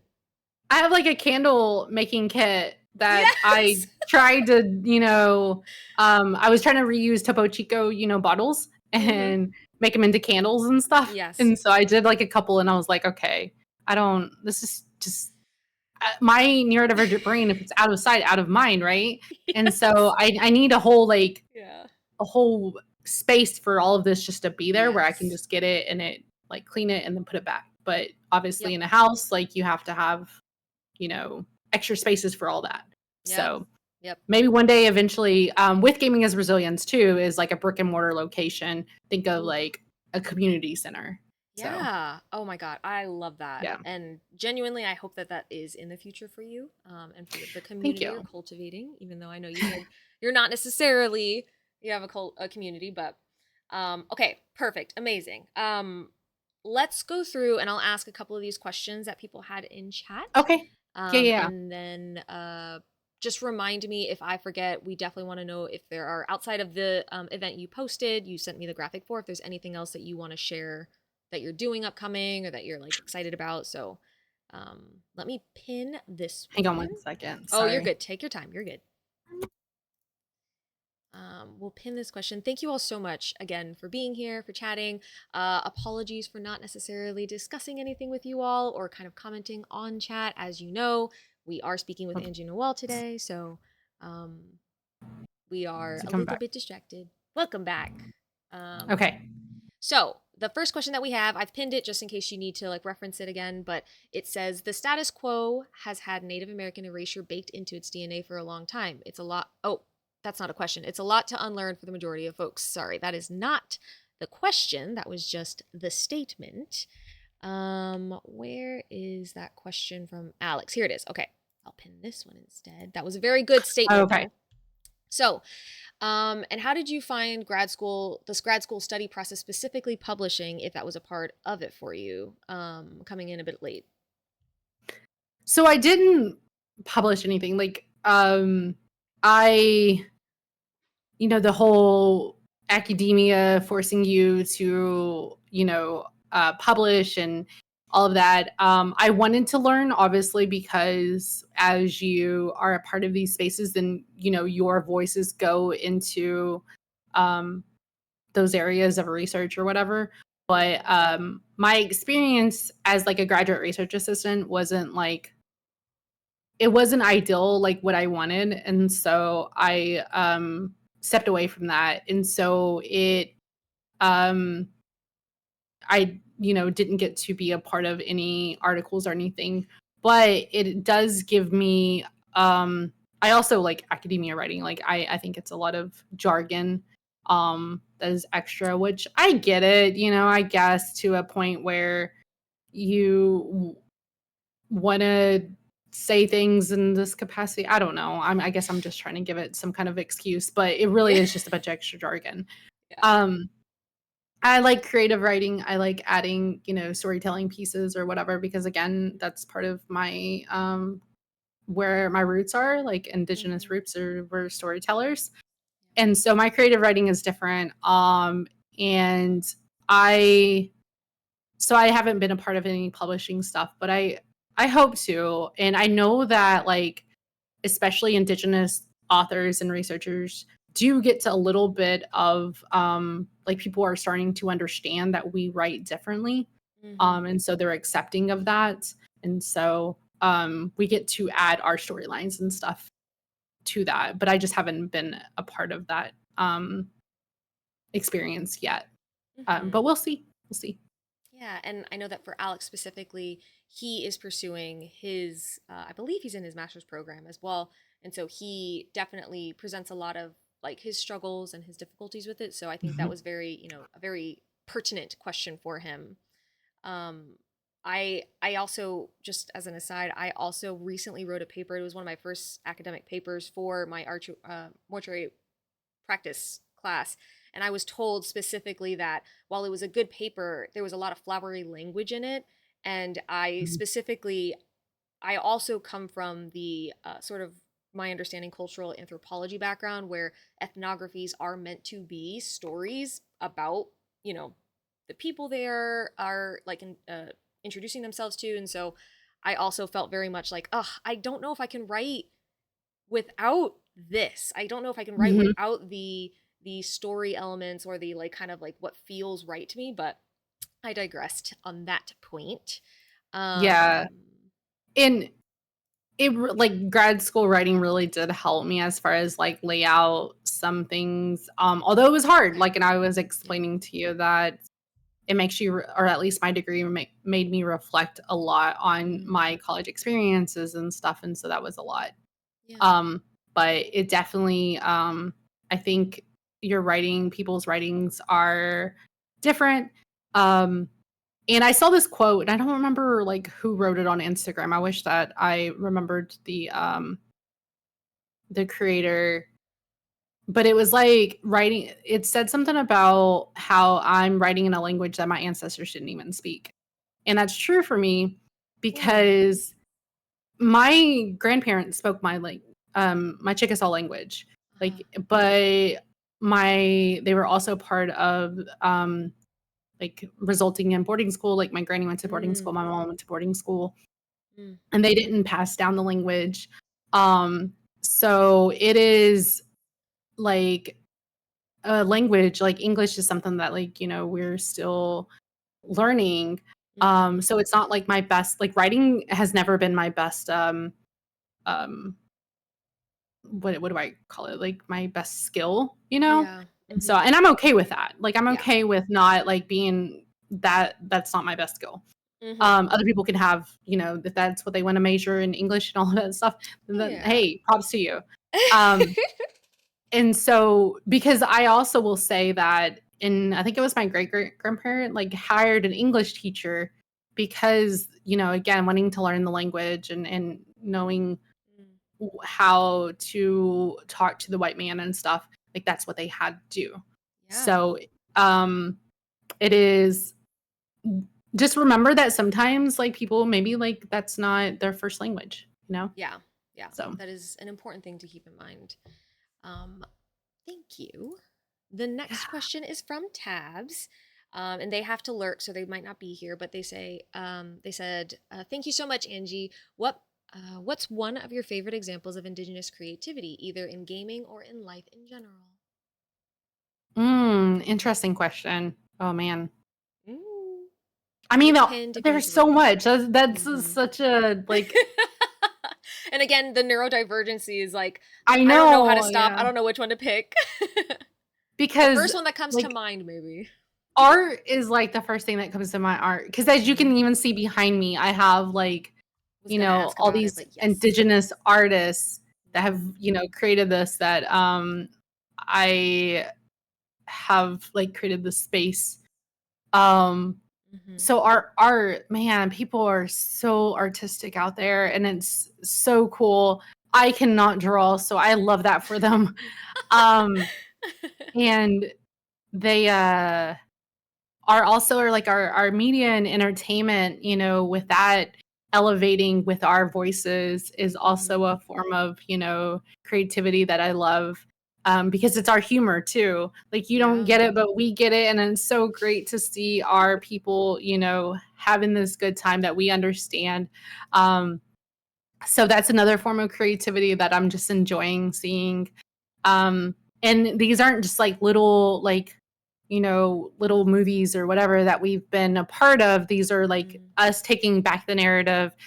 We have game shows that are not game shows. We have shows that I mentioned during like the conversations I've had. Like we have Reservation Dogs that was created.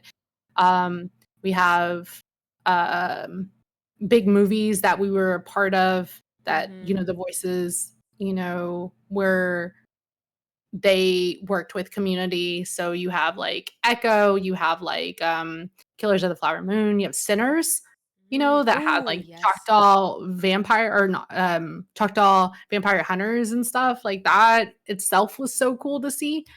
Yeah. Um so you have all of these different formats of creativity coming out in different shows that wouldn't be something that just on the side. This is like big productions that are coming out. Mm-hmm. Um so yeah. In Dark Love Winds, it. that's another one too. I love So it. Tabs, thank you so much for the question. Um, yeah. I if anybody else has any other questions they would like to pose, please consider doing so now. Um, in the interim, I just want to again thank you, Angie, so very much because I couldn't find any other questions. So if I missed one, please let me know. But if I didn't, go ahead and post it now. Um, thank you for coming on here. Thank you for being willing to chat with me today. I know that we were both a little bit like not 100% today, but I appreciate you being willing to just kind of come present, answer these questions, introduce yourself to this community, but also like kind of, I don't know, get to I want to say gloat, but gloating isn't the right word. Just kind of like really sharing and like celebrating everything that you've accomplished, and letting us new individuals to this experience kind of celebrate with you. So thank you for doing that.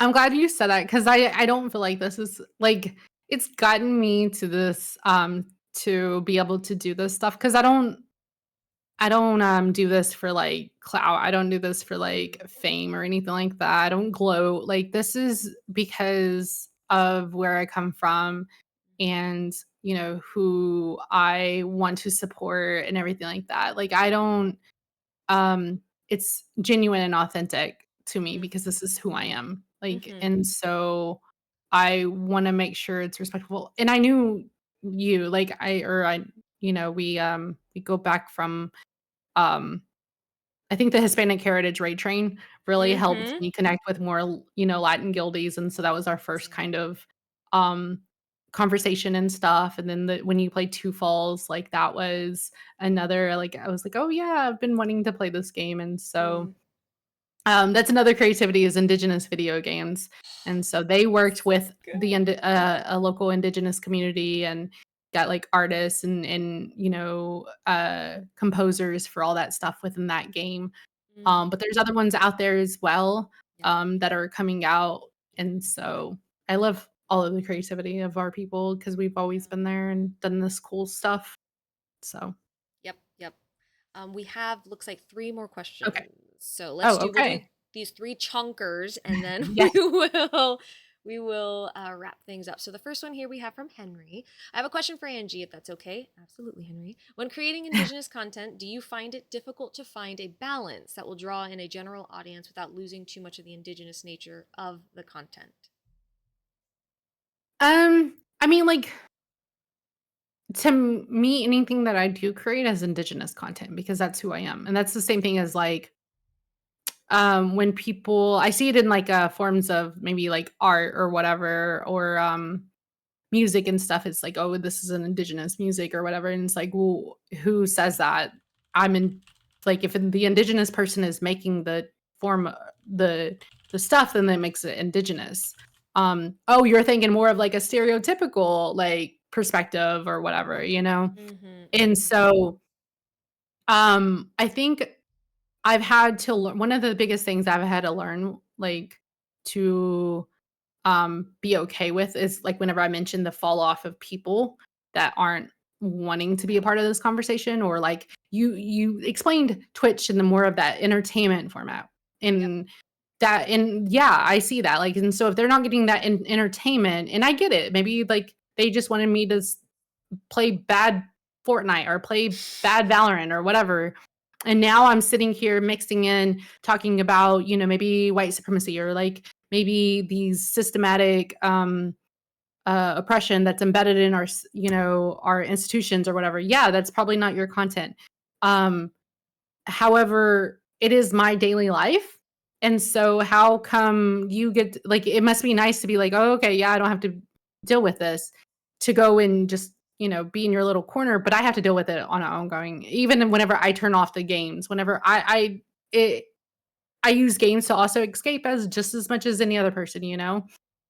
But anyone can show you like playing Valorant. Sometimes I talk about like I wanna put in together like a compli a gather of clips of, like, Mm-hmm. all the gather or all the, toxicity that I receive as a woman playing the game and stuff, and, Mm. like, how it is, a lot, and, like, I don't get to have that comfortableness of hanging up my identity and just use this as entertainment. And so I'm really thankful for the guilds because in the alliance for having these spaces where I get to see people that represent backgrounds that I come from or that like I want to have conversations with and stuff because it really has changed my sense of belonging on this platform. So Mhm. that's why I'm okay with people falling off. If that's what they want, if I'm not again, if I'm not their cup of tea and I understand that, um, it is what it is. I'm not gonna go back and like mold myself, mask myself to fit, who you want me to be because I'm over that. I'm tired of it. So yeah. And I think it's interesting because I feel like I I got this sense of like again you talked about earlier minorities the term and marginalization and like there's that like within language or just kind of I don't know our lived experiences there's that breakdown there's that fine line between what is one thing and what is another thing and so to Mhm. like Henry's question it's like creating indigenous content versus the hard line of balancing it with a general audience. But you saying that it's just kind of like everything you do is indigenous, and so that almost like forces me. I don't know if it forces Henry. I don't want to speak for you, but it forces me to sort of like almost erase the term of like that separation and just kind of blend it. And it is a challenge to what I know, to how I know things. Um, and I mean, I think you obviously answered it beautifully. So, but I can see that being a challenge. Yeah, it's always my lens. Like, I'm not gonna hide my lens. I'm not gonna put on a different glasses. I'm always gonna use my indigenous lens. Like, Yeah. that's I'm gonna be on unapologetically indigenous because why why should I not? Like, I'm so tired, I'm tired from my ancestors. I'm tired. Yeah. I've, lived oh my gosh, I feel like sometimes, when they say you lived like decades of Yeah. experiences, I literally have. Hmm. And so I want the next generation and uh the ones after that and stuff to just have a better environment. Yeah. Agreed. So Agreed. Beautifully put. We have Tabs has a question.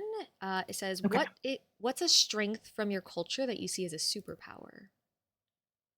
I think it goes back to that indigenous lens. Like we see things differently. It is I say it's my superpower. I answered the question last year from Nom, like what does indigenous mean to you? We had um about how whenever I was little, and maybe you all can tell me that you didn't think like this, but I did. So whenever I was little and like people would litter or I would litter, I like felt bad. I felt bad for the land. I felt bad for the litter. Like I'm like, well, wouldn't it want to be like, and it's the space where the litter goes. Like it needs to like it has its own place and in our land. Like why would you want to destroy it, and leave it provide like put dirt or trash on it or whatever. And so I say that because I feel like that's my indigenous lens is like Mm, seeing things differently.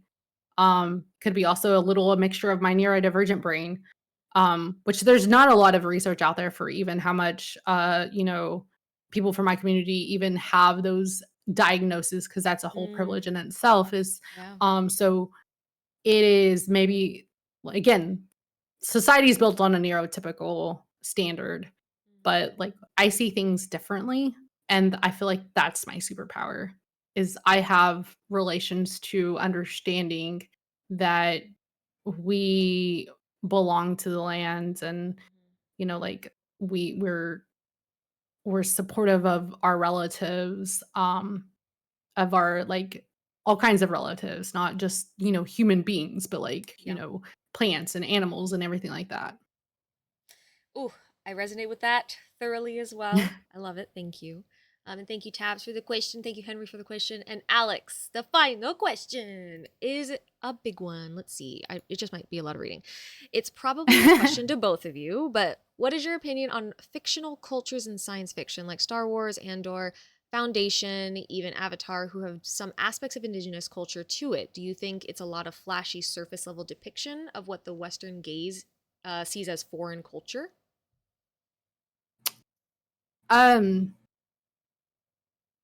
So I do know that a lot of that was, kind of the concept came from, Mm-hmm. indigenous communities and it's unfortunate. Again, credit's not provided. Mm-hmm. Um it is how do I mean like I don't it's there. There's not much Yeah. I can do. Obviously they have more money and privilege Mm. than I do.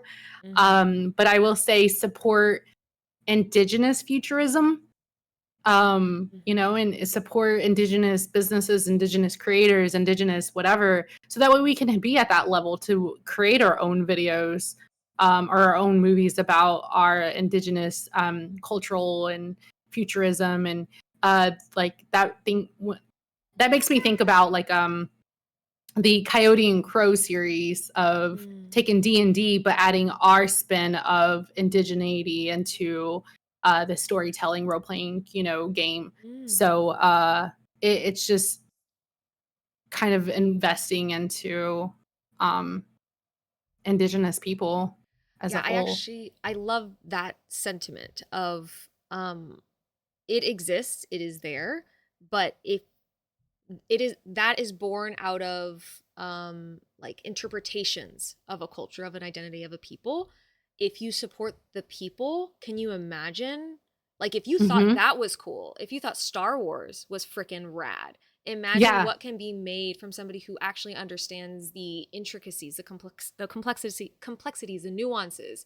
And so supporting these indigenous people and their cultures, I mean, that seems like that was a great way to phrase it, I think.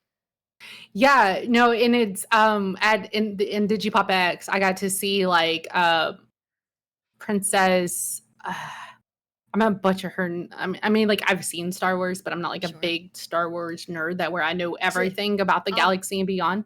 Amidala? Um, Leia? yes, Okay. Mandala, but it was indigenous version. Um, and Ooh. so you can probably see it on like in Digipopx's Okay. Instagram. I think they highlighted it, but she won the cosplay and stuff. But it was so cool. So Yeah. if you want to see what Star Wars would look like with indigenous like touch to it, just I mean like that's what one person in their cosplay attire could do. Imagine if we Mhm. had our own, production, company to uplift such storyline to that Mhm. level. Mhm. um and I do want to make note, just because we're all in this learning space together today, Mhm. that indigenous should be capitalized, because it is, it's giving back to our identity and cultural and sovereignty and all of that stuff. So just moving forward, to capitalize indigenous when you're referring to the population. Thank you. Beautiful. I think I think that's everything. I really, really, really appreciate you coming forward and discussing this with us. Okay, I just want to make sure it wasn't another question. Oh goodness. But no, Angie, thank you so much. I thank you for pointing out your art in the background, because I really did want to like comment on it because I thought it was beautiful. I think all of the pieces you Oh have yeah. are so lovely. Thank you for chatting with us. Thank you for sharing all of this information with us. I know that you mentioned some of it was a little bit more difficult to kind of go about and experience, and so I really do just appreciate you as a individual and a creator and an educator. So, thank you. Do you have anything else that you would like to say? Anything you're excited about? Anything you want to share? Sure. Yay! Yeah. But no, thank you for allowing me this opportunity to be my authentic self, and to have this space for learning. And thank you to your community for being open to this conversation and learning. Um, I know that, like I mentioned to you, our stories need to be told and impactful. So I've been working on that and trying to get to this level. Um, so in the like exciting things to come, again, coming out of summer break and starting streaming again, so I will probably be streaming once or twice a week. Mhm. I'm a day streamer, usually probably yelling at Valorant, or I don't really yell, I just kind of laugh now because I'm like, whatever. um and then I do have lots of conferences in the fall. And TwitchCon, if you're going to TwitchCon, I will be there. I will be on a few panels. I will be at the community meetups helping those events. In DigiPopX, I'll be there. And if you want to support more of my efforts, I do. Unfortunately, with the administration, a lot of Native organizations have had experience um, cuts in funding. And so unfortunately that means a lot of support that I was going to get has been a cut as well. And so now I have to figure out if I can make it to these conferences. And so I'm trying like to see, figure out ways to get there. But if not, then it is what it is. But if you want to support any of my work or whatever, like that's greatly appreciated. And they can find it. Is it specifically on your Twitch page? Is it going to be your website? Where can they possibly find ways to be able to support your work? Yeah, I mean, on my Twitch page, there's like a Ko-fi, and then I think my Okay. PayPal's linked or whatever, and all that stuff. So those are probably the best way. Twitch takes a portion of the bits and all of that stuff. So, but it's whatever support, even just like the free retweeting or just sharing my content, just like even what you're doing right now is supporting Indigenous creators. It is definitely, if you have a privilege to be able to like monetary support them, then definitely do that as well. I think that's Perfect. it.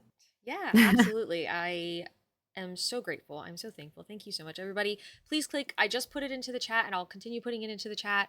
Click the links. We have the link to Angie's Twitch. We have it to her website as well as to Gaming is Resilience. And then you'll find all of that other information that you need that she just mentioned there. Um, I appreciate you, Been fun. Angie. Thank you so much. I hope that you have a wonderful rest of your day, and I'll be sure to post all of the links that you sent me, both the video, we'll watch that just in a few minutes, and then also the Indigipop.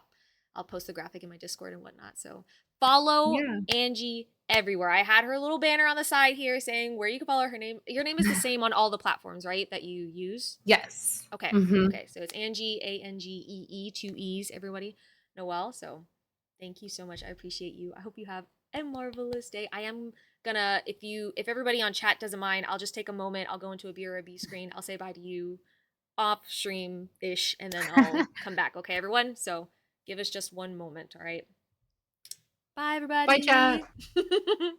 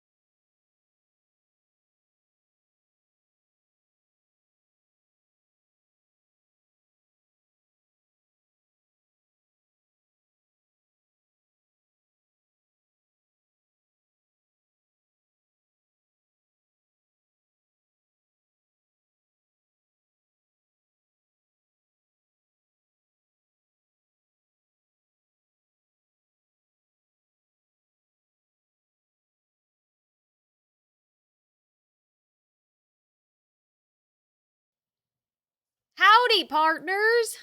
Welcome. Well, no, I'm back. It's just me. I'm the one who's back. Hi. Y'all did so good. I'm so proud of each and every one of you. How are we doing? How are we feeling, everyone? Do you have a little bit more in you so we can watch a little bit of a video? Yes, Angie is, I as Angie mentioned, there are so many ways in which you can support people. It does not have to be financially if that is not accessible to you. Obviously, take care of yourself first. But you can lurk, right? Lurking is free, and the ad revenue still goes to the content creators. Sharing on your socials, that's also really important. So there's so many ways in which you can share and support. And genuinely, yes, even you, Brock, Ram, I'm so proud of you all. Thank you for the questions as well. Those were very great questions. And thank you for not having too many questions because I also didn't want to take up, again, too much. I was second guessing everything, but I just wanted to make sure, she's got to do some adulting and girl bossing and all kinds of stuff. So I didn't want to take up too much time. But Porker, thank you for the hydrate. Explorator, thank you. I love having you all here. Dan, thank you for the resubscribe. That was awesome. Angie is incredible. And as you heard and saw, while just another person on the internet, She is a incredible person on the internet and enriching the space and an important voice in this community as far as like Twitch community, but also just in a general sense. So I appreciate you guys. Thank you for being a part of this space. Um, she did send us a video. I can't. Let me pull it up really quickly. Let me get out of this and this and this. We'll keep this on. Okay, this one. Open this up. And I have that graphic. So great, great, great. So we're gonna watch this video. It's 10 minutes. This was recommended to us by Angie just a moment ago. So we'll watch it and we'll see what information it provides for us. This will just be a bit of a continuation on our Social Sunday type of educational content. And then we'll kind of go from there. Walking in the summer breeze is your outfit today. Thank you so much. I appreciate it. Yeah, I wanted to wear something that was equal parts fun and like somewhat casual, but also kind of a little bit more formal than just like a t-shirt. But I appreciate it. Thank you. Yeah, I wanted to be comfy and casual, and I think that we sort of executed that fairly well. So thank you all. And I don't know. I'm like feeling very like grateful right now. So all I can keep saying is I'm grateful. Thank you for I'm grateful. But yeah, let's watch this video. Let us watch this video together. I will turn off the music. And I will try, because I don't know if anybody missed it, wanted to see it. I know that the video stays on Twitch for a while, but I want to make sure that I'm also posting it. So I'll also post it on the YouTube channel that I have that is just for our VODs, the full VODs effectively. So I'll make sure that I post it there as well so it doesn't get lost and it can stay on the internet forever because it is an important video. This was an important conversation. Contractually obligated to say that? That's true. You are. But Dan, I do appreciate you saying so every single time. You are contractually supposed to say it consistently. I expect it and I appreciate it. Are we in a 2-minute ad break? Okay, thank you. I will wait then. I will wait a moment. Let me get up and go grab a drink and then we'll get right into the video. Okay, everyone? Let's do this and this and just chilling. I know we also lost a couple of people. People had to leave, whether they're lurking or not. So if you watched the VOD back, thank you so much for being here. I really do appreciate it. Yeah, we aren't married. I don't have to say anything. No, but we did sign a lease together. So that feels kind of like a contract. All right, I'll be right back. Think about that one, okay, Dan?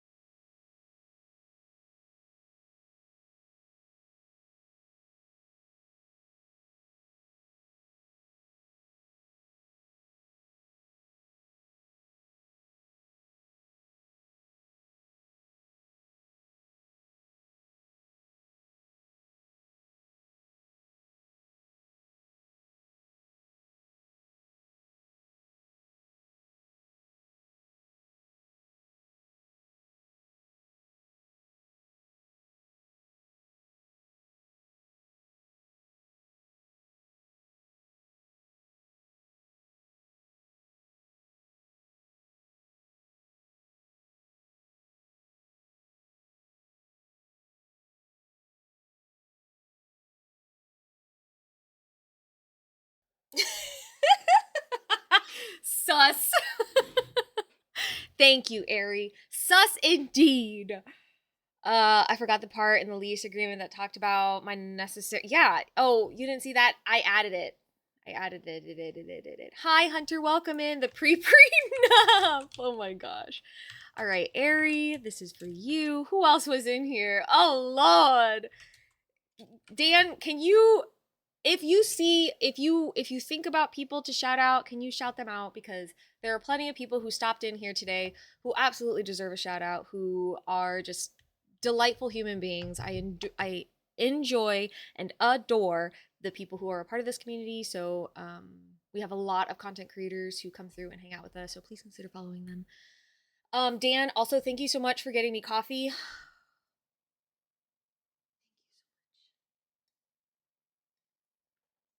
Oh, Brock, that's right. You're also in here. Get freaking loved.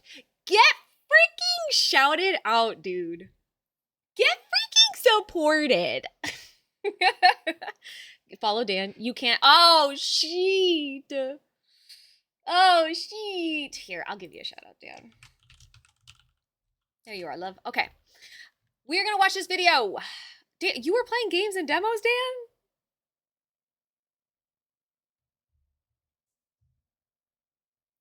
All right. Let's get into this, shall we? Dan, you're gonna break Moobot. So this video is called Who Can Identify as Native American? It is a PBS special. Nope. Hold on. We need the audio to play. How are we supposed to watch a video if we can't hear the audio, Nicole? This doesn't make any sense. We want to tackle one of the trickiest questions in Indian country. What does it mean to identify as a Native American? This brings up Native Twitter, aka the only reason I ever used that app. Back when everyone was fighting about who's a real Indian and who's a fake. I was like, okay, whatever. But then I saw Buffy St. Marie being called a pretendian. As in a pretend Indian, or someone who claims to have a connection to a Native American community, but actually doesn't. But Buffy? The woman we featured in the first episode? The woman who sang this? I mean, she penned songs that spoke to the issues facing Indian country while also advocating for various indigenous causes, which became a main part of her work. So, does advocating for indigenous culture make you Native? Or does it make you an ally? Or something else entirely? Well, buckle up, because we're about to find out. This is A People's History of Native America with me, Tyler Clare. How many times have you heard someone say, my great-grandmother was a Cherokee princess? Or, I took a DNA test, I'm Native too. Well, for Natives, we've heard it countless times. This idea of a unified Native American identity is a colonial invention. All this begs the question, what does it mean to be a member of an Indian tribe? Well, every tribe counts their members differently. Some use descendancy records, others use blood quantum. This information was collected as part of the American government's tribal rolls back in the late 19th and early 20th centuries. Blood quantum specifically comes from the Dawes Act, where some tribes had their reservation land divided up by the federal government to give individual tribal members their own slice of land. This gave way for the government agents to divide our blood into quarters and determine who gets what land. That's why some tribal nations prefer to use descendancy, which grants citizenship to those who can trace their lineage through either the paternal or maternal side back to that tribe. But in the role of identity politics, citizenship isn't everything. Because citizenship, like blood quantum, is again a colonial construct. Our historic systems of community and kinship do not revolve around a plastic tribal ID card, but through cultural and personal connections. Marriage, adoption, long-term residence, or even practicing traditional lifeways, such as learning the language, practicing the religion, or any tribal cultural values could grant acceptance into a tribe. While our old practices of community adoption still exist to a certain extent today, racialized citizenship standards for Native Americans persist. When legal identity, such as citizenship, uses biological traits instead of social levels of kinship, does biology alone determine what it means to be a Native American? Very interesting. Of course not. Complex now, take-home DNA question. tests have been exploding in popularity, and as a result, many Americans are now informed of Native American markers in their genes. So does that mean we can use DNA as we use blood quantum to determine who's Native American? No. Do not pull an Elizabeth Warren.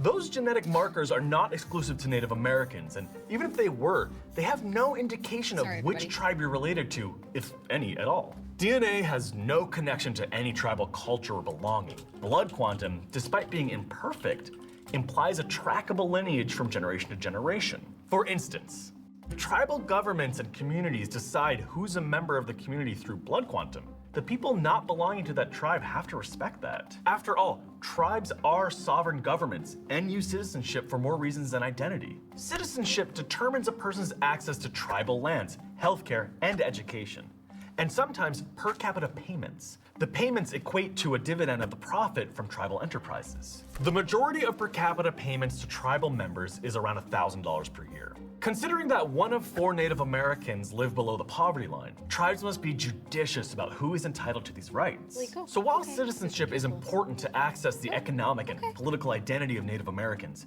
it is not the determining factor of who can identify as one. Okay, are you still with me? Because this is where it gets even more complicated. On one hand, there are tribal citizens who are not connected to their community, language, or culture, yet have the political status of a tribal member. On the other, there are people who identify with a tribe because they were raised by tribal members, practicing language and culture, and even currently living on the reservation, but do not meet blood quantum requirements for enrollment. But let's bring in an actual Indigenous academic, Holly Mackey, an associate professor of educational leadership at North Dakota State University, to help us understand this complex situation. Professor, can you help us understand what identifying as a Native American actually means? It's okay, come We on. have to really be intentional about what it means, and then be clear in our conversations about it in terms of how are you identifying as Native American? But when we're talking about Indigenous identity, we're really talking about a very distinct set of cultural characteristics, of language characteristics, of community and connection characteristics that is not tied just to land. But we also don't want to essentialize. We don't want to just open up the gate and say like, well, if you feel Native, you're Native. If I think that there's some due diligence that has to go into that where, you know, if you're questioning your identity, if you're questioning whether or not you belong to a community, you have to do that work. So let's talk about why we see this boom of non-Native people claiming Native heritage. In 1998, Philip J. Deloria wrote a book titled Playing Indian. This book outlines how the phenomena of non-Natives portraying Natives, which goes back to, well, the birth of this nation. He uses the Boston Tea Party as a historical example of this impulse to impersonate Native Americans while participating in American politics. He argues that in the construction of the United States, we had European settlers trying to distance themselves from their roots as much as possible. So, a misrepresentation of our Native American identity is actually what informs early American identity. To Deloria, the act of playing Indian created a unique American culture while portraying Native Americans as destined to be extinct. Perpetuating these myths are only a small segment of how playing Indian harms the lives of actual Indians. But from our treaty rights to our unique experience, we're finally receiving more opportunities for social mobility. However, we're finding that some of these opportunities are actually being occupied by non-natives who are claiming to be native. Not only does this rob a qualified Indigenous person from a job, but it robs everyone else from the work and voice of an authentic Indigenous person. In a lot of these cases, we see the pretendian lean into stereotypical depictions of Native Americans to support their claims. Tanning beds, name changing, and the consumption of Indigenous goods, attire, and even ceremonial gifts, all to give the perception of authenticity. All these things actually backfire and just embolden colorism and racism. The legacy of the media has trained non-natives to believe that we're all tan with straight black hair and have names like Runs with Walk. But in reality, Native Americans can look like anyone. Professor Mackey, can you help us out here? I mean, how do we move forward? People who are non-Native, who are claiming to be Native, particularly if they don't know, need the humility to step back and say, oh, you might be right. And I don't have that patience for the people who know. But when it comes to these unnecessary attacks or this volatility, I don't think that that's how our people were. And so trying to model for people that you can have the conversation without it turning into an argument, without it turning into unnecessary conflict is going to be important moving forward. But, you know, ultimately, people who are doing it intentionally, they don't care, right? They're just hoping not to get caught. And so for those people, you know, I pray for them. We thank you for your time and your thoughtful insights, Professor Mackey. So, where do we stand now? According to the US Census, from 2010 to 2020, the number of people who identify with having an Indigenous heritage went from 5.2 million in 2010 to 9.6 million in 2020, with most who are self-identifying living off the reservation. This 87% increase of some of the people suddenly identifying as Indigenous may be true. The reality is, at the same time of this surge of self-identifying Native American people, fertility rates among Native women from 2008 to 2016 have fallen by about 24%. Look, it's clear from the numbers alone that there's some pretending going on. Like Sasheen Littlefeather, real name Maria Louise Cruz, who used her platform to speak up about Indigenous representation in Hollywood. But according to her sisters, Littlefeather then fabricated parts of her life and identity around harmful stereotypes, such as growing up in poverty with prevalent alcohol abuse. But it's also important to remember the trickle-down effects of having pretendians writing real laws, teaching real classes, or becoming thought leaders on the many important issues across Indian country. So what about Buffy St. Marie? I mean, yes, CBC reports her name is technically Beverly Santa Maria, and sure, she was born in Boston to two white parents, but she did make a meaningful connection to the tribal nation. In 1964, she was officially adopted into the Piaput Nation in Canada, and even if it was under false pretenses, it's only up to the Piaput Nation if they want to change their mind. At the same time, we have to learn from this Buffy situation, because she did not have to do any of this. That's what's so frustrating. Anyone can be an ally of Native Americans, but not by occupying space and resources reserved specifically for us. Because when we enter a space, we bring all the things you've been learning about watching on this series. We have parents who survived boarding schools. We're connected with our land. We might know our language and customs, and if we don't, we know why we don't. We as natives know the last names in our community because it's so tight-knit. If we don't know you personally, we certainly know some of your family. People can call us white, brown, or black, or the infamous apple. White on the inside, red on the outside. And to those who antagonize us, often never know which tribe we're never from, heard that. let alone how to pronounce it. Thanks for watching. We've loved seeing the response to the show and reading all your comments. PBS would love to get even more of your feedback, so we put together a short survey which we'll link below. That was really And don't great. forget, you can check out the incredible new season of Native American now on the PBS app or on your local PBS station. Links to both are in the description below. Thanks. Guys, that's a wrap. That's a wrap! Woo! That was so good! Does anybody have any thoughts on that? Holy calzone! I am impressed and amazed. That was actually like incredibly well done. And I think they did a really good job of articulating the issues, obviously. Whole production. There's one more video that I want us to see. That is how you do. Oh my goodness, I just dropped my freaking. That is how you do it. Entertaining and informative. Agreed. He's well, I'll say they spoke super quickly, but not too quick. Got us a lot of information, and like using academic resources, and like drawing in people who have experience working with this information on the regular is really important as well. So I enjoyed that. It also makes me think about some of the individuals that I might have known in my own life, who, particularly those who sort of stepped into the Western version of yoga and yoga teaching, and how there is that blending of a couple different cultures. But I've known some people who have like self-identified as Native or Indigenous to some degree, and it just, while it could be true, it very well could be true, it just never quite sat right with me, because it wasn't like that is how they always identified. It became their identification, and I think there's a nuance. There's an element of like in a Western perspective, there's a element of nuance to culture. It being this made up and fabricated thing that humans cultivate and create. But I don't know. Obviously, that is not how everyone views culture. And I don't know, just kind of like changing your identity one day seems very jarring. But hi, Zai. Welcome in. Yay, nuance indeed. How are you doing today, Zai? Welcome in. Happy Sunday.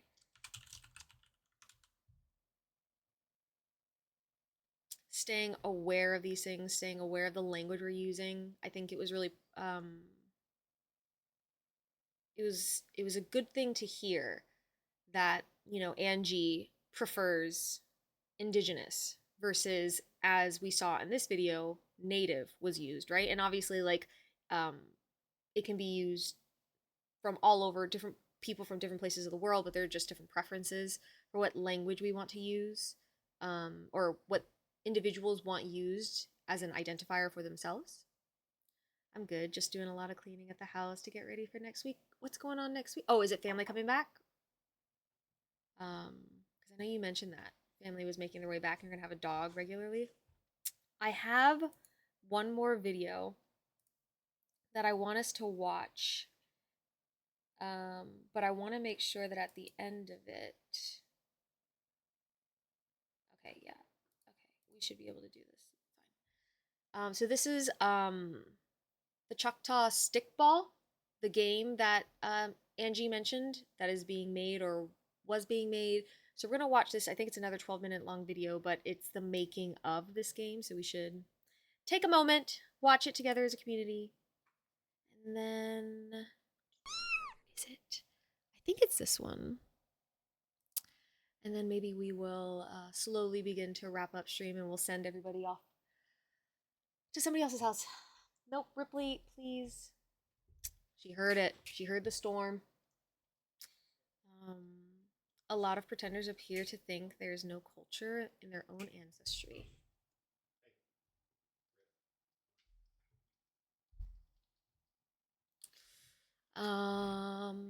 Think there's no culture in their own ancestry, so they opt in co-opt another. When the truth is, there is a culture. They just don't think it's marketable. Oh gosh, which just sucks. Yeah, I think it's it is kind of, if you look at it through just like a different perspective, it is kind of unfortunate that there are cultures that people have that they choose not to identify with. And I'm not talking about like indigenous cultures specifically, but like just cultures in a general sense, where instead of just identifying as their own selves or, you know, how they grew up or whatever, that becomes kind of boring. That becomes kind of like not as interesting as taking on somebody else's culture because you like it. And I think that it is just, it's kind of like it's a tricky and dangerous and, again, very nuanced game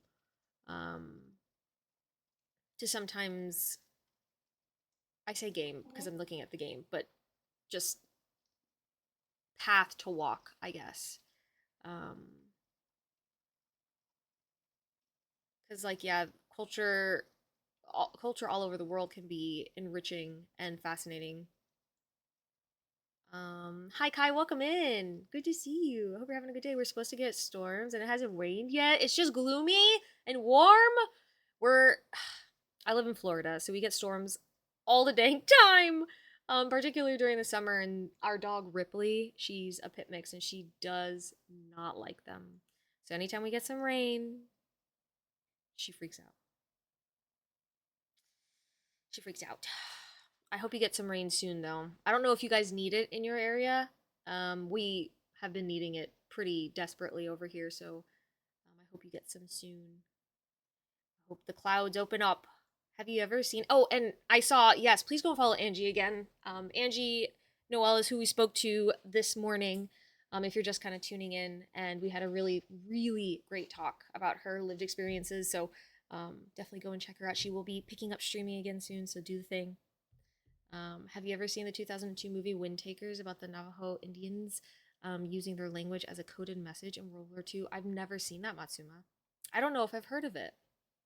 I'll have to take a look and see. Because I don't think I've ever heard of it. Send your storms my way. I don't want to mow the lawn. Okay, you can have some of them. You can have some.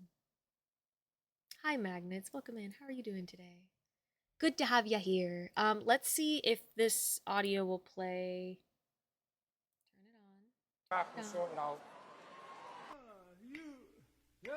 Okay, it's from the thing. I got scared. I was like, I don't know where it's from. Yes, okay, perfect. Magnets, it's good to have The you. history of stickball is to settle disputes between tribes or communities, and it was settled that way. In the mid 50s, 60s, 40s, there wasn't hardly any players here on the reservation playing stickball. But between that time and now, 2020, 70, 80 years later, it's popular. There's thousands of players now. Area, you guys are so sweet. At that time, I remember only 3 teams, Bokchiro, Konehera, and Pearl River. Because at that time, you got to remember that the minimum numbers, tribal members that I can remember is 2,500. Did they? Back I then. have to watch this show then. Now we have over I think 11,000. Angie mentioned Echo. And when they say tradition, it is really that tradition. If it wasn't for them, it wouldn't have been passed down to me. And I am so grateful that the many women before us had kept this game going to where it is today. It has grown significantly. The players that are up there, we love the game. It doesn't matter which team you play for, whatever. It's just the fact that this is our game. This is a game that we love. This is a game that we love talking about, and we love sharing with people.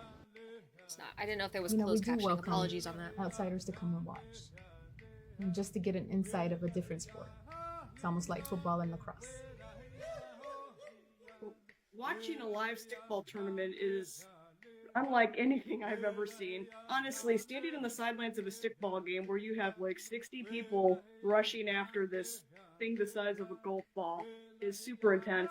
The energy, the crowd, the sense of community actually was very, very moving because everyone's got their favorite teams, the kids are involved, people are bringing, their meals and just really, really enjoying themselves. I just got completely caught up in it, watching the players come on and off the sideline, watching the complexity and intensity of all those players on the field at the same time. And I just remember thinking to myself, if there's any way our game can capture the richness, the sound of the drums, the intensity of the player, the complexity of the strategy, the fans getting involved, the announcer, if we can get that sort of energy and intensity in our game, we've really accomplished something. People that are older than me say that if you tell people your secrets, you lose it. But in a way, if you don't tell other folks, you may lose it forever. It's a good thing. It brings awareness to the next generation. You don't know, maybe in the future, stickball isn't as popular anymore. But at least they'll have a video game to say that we had stickball at one time. Right now, stickball is popular. But in the course of history, things can change. Eli Media is a developer and publisher of commercial social impact video games. We want to make great games that lots of people want to play, but we also want to make a positive impact through our games. And we tend to look at impact in a couple different areas. We want to bring diverse voices and perspectives to the medium, and it's really a medium that really needs diverse voices and perspectives. We want to explore the big issues of the day through video games, and we want to help kids become creators, not just consumers.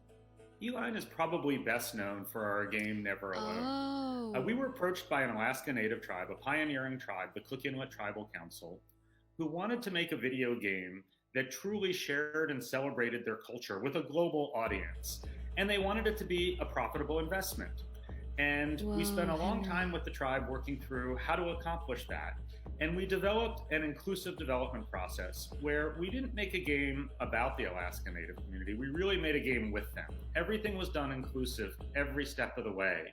And it was really an amazing couple-year journey of making the game and releasing the game. And the game I don't want to watch. We've had almost 4 million players. We've been nominated for many game awards. We've won a BAFTA. And in many ways, what's most interesting is the tribe has become our largest investor. Our chairman is head of the tribe. And so what began as an individual game has really emerged as a wonderful lifelong partnership. It's really interesting because we're working with the Mississippi Band of Choctaw Indians. They were interested in making a game about stickball. Not a lot of people know about the game, and they thought it would be really interesting to do something for their tribe. And we're hoping that we can take this game out to other players and that they can also learn about the sport. Is incredible. So the first part of the inclusive development process was having the team at Eline spend a bunch of time in Mississippi and really get to know the tribe, the culture, even just the environment, just being in central Henry. Mississippi. Good. Okay, I'll And take a we look. were really fortunate that on some of the early trips, what we is had a it on? chance to do some workshops and some hackathons with youth, with elders, with community members. We did a couple of game jams actually before we started working on the actual stickball prototype, where we came out and there was a game jam where we talked about game development with the kids. They put together some concepts and ideas because we were trying to figure out what sort of concept did we want to pursue for this particular maybe I project. did and watch so we it. went to the community. I need to look. I need to see. We got to interact with the CTech group, which is part of the high school and middle school. They have a group of STEM kids, and we got to interact directly That's with the kids in the community. And honestly, like, I've been in the video game industry since 2000, working with these kids and iterating with these kids and collaborating with the kids in the community has been one of the best experiences of my life. They've been so inspirational. That's They've awesome. got great ideas, and ended up making the game what it is today. It was a lot of fun. One of the things we did was explore if you could make any video game infused with the culture, what type of video game would you make? While a lot of good ideas emerged, and we actually developed a number of ideas out, clearly the ideas that got folks most excited was a multiplayer stickball game because it's so infused with their culture.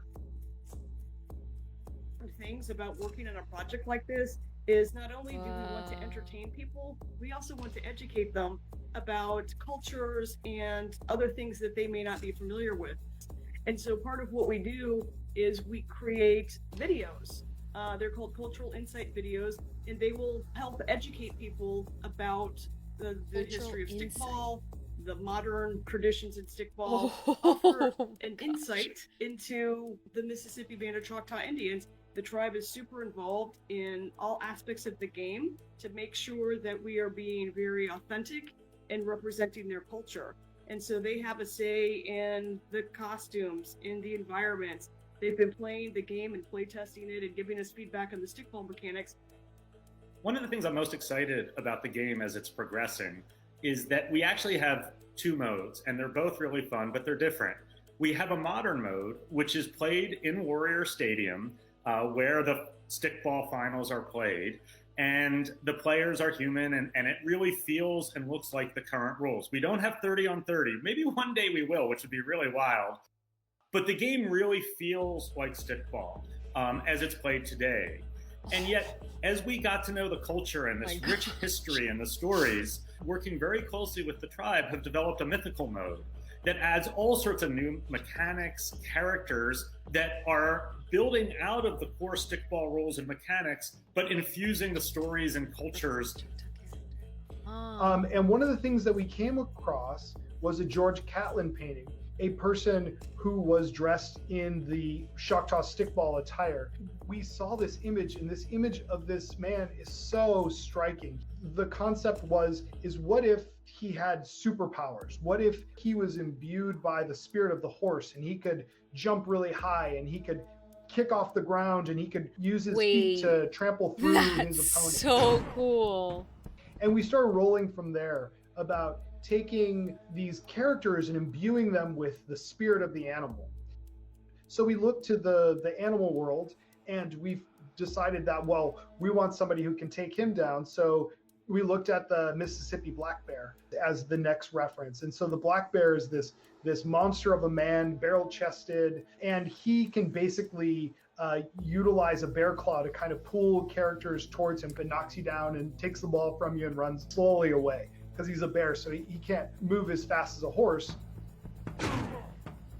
He kind of counterbalances that character a little bit there. And he also, because of his massive weight and his abilities, he can leap up into the air and use his fists to pound on the ground and creates a radius of destruction to kind of launch people into the stratosphere. But then we wanted a character that was kind of fast and agile. We started looking to the skies, right? We picked the bald eagle as the third character.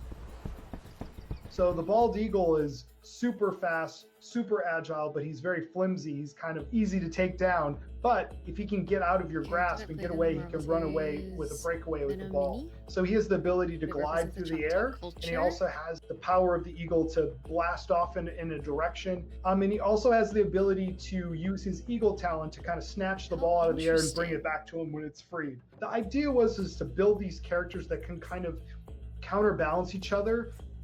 It has very quickly become a passion project for the entire studio.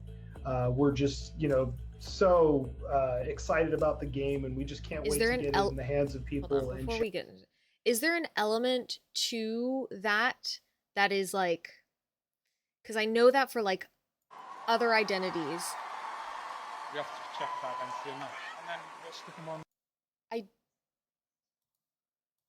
Okay, I'm not gonna click out of this because I don't know what the heck that's playing. But is there an element to that it's like it would be preferred to find somebody from Choctaw to like the culture to represent the character, or is that like a different feeling? Like, what is your thought on that, Angie? If you don't mind me asking, if you have a second, I know you also are probably busy. Continue to work on the project. We have a couple goals. Most importantly, we want to work with the cultural advisory group, the high school students, the fifth graders, the broader community to make sure at Run Games and Eline that we're really doing this inclusively, and that ultimately the game we create is fun, is commercially successful, but most importantly, truly represents the tribe and is a game that the tribe is really proud of. But we also have another goal, which is the youth that are interested in careers in game making and technology. We really want to help support that in any way we can, with workshops, with tools, and that's also an board and important pencil part of in the game, hand, so that the next generation of Choctaw games are made by these really talented kids that are coming up through the system. Dude, I love it. Not only the sport, but the community themselves. They've opened their arms to us and shown us how incredible their community is, but also how amazing this sport is. We'd like to be able to share this with the entire world because we think it's special and we think it's spectacular. It's like you're in overtime and, the score is 0-0 and players are doing their best trying to score and somebody hits the goalpost. It's amazing. Look down and see everybody in the stand go up. You want to celebrate and cry at the same time. We just work together. We laugh together. I mean, it's just a great feeling. We see each other, and I've never seen so much community pride. I love keeping this tradition going, and I know one day it's gonna keep going without me. We are PR. BC strong. What? That's so fun! Oh my goodness, gravy. I wonder. Oh, it's because it's Britain's Got Talent. No. Facebook. You stink. Okay.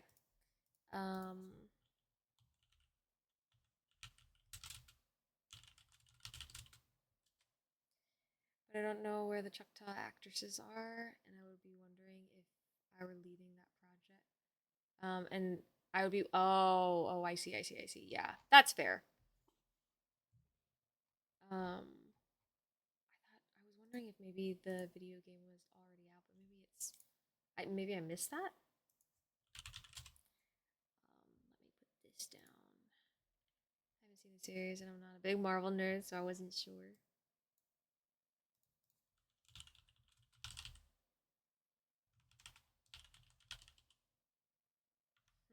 Okay.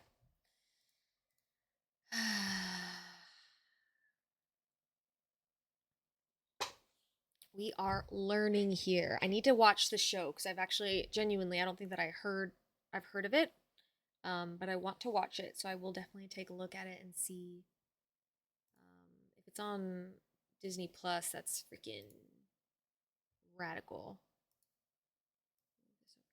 I wanted to look up what exactly blood quantum was because I wasn't entirely sure. So I have an article here, and I'll try to find just a bit that gives us a little insight. But if you're interested in it further, I would definitely look into it yourself and find this information on your own. I want to reach out to the Mississippi Choctaw Nation and figure out where They are with that game. Yes, I want to know as well. Maybe I'll do a little bit more looking online as well. But I couldn't immediately find where it was. It seems like such a fun one, and like I would be remiss to miss out on the opportunity, at least just to know more about it and the progression. I think what they're doing, the developer is really incredible as far as like wanting to work directly with the people who they are trying to develop these games and vice versa. But yeah, that'd be so much fun to look into, find out. Give us the deets. We want to know. Okay, so this here is a quick enough read, but there's a Canadian horror film about. Really? Oh my goodness gracious.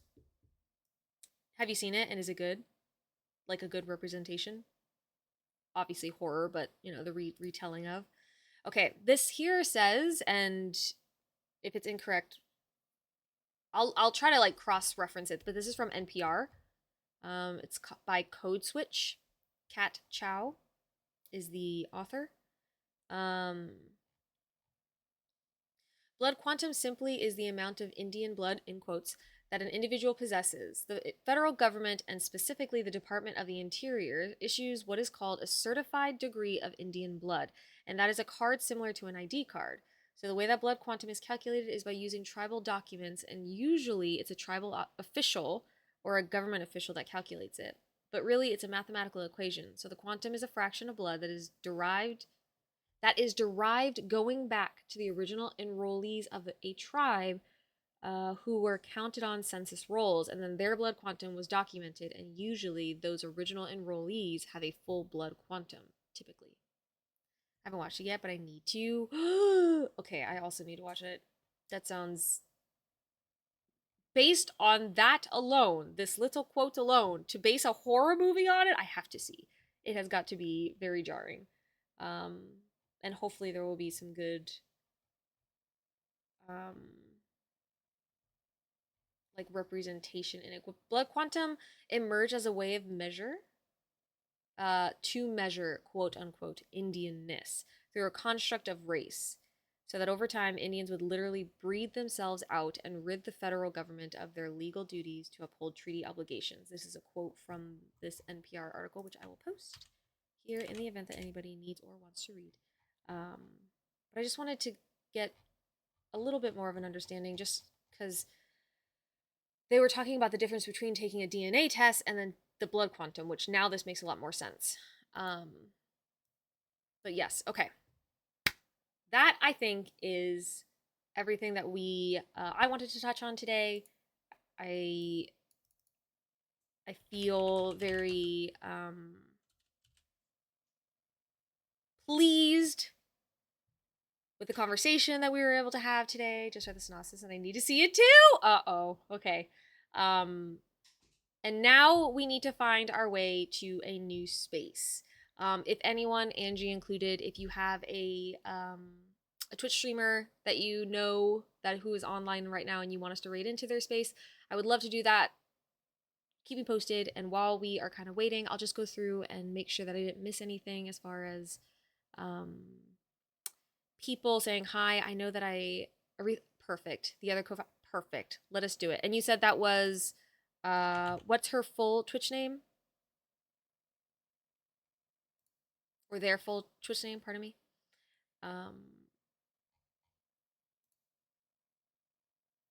Hi, Avgus.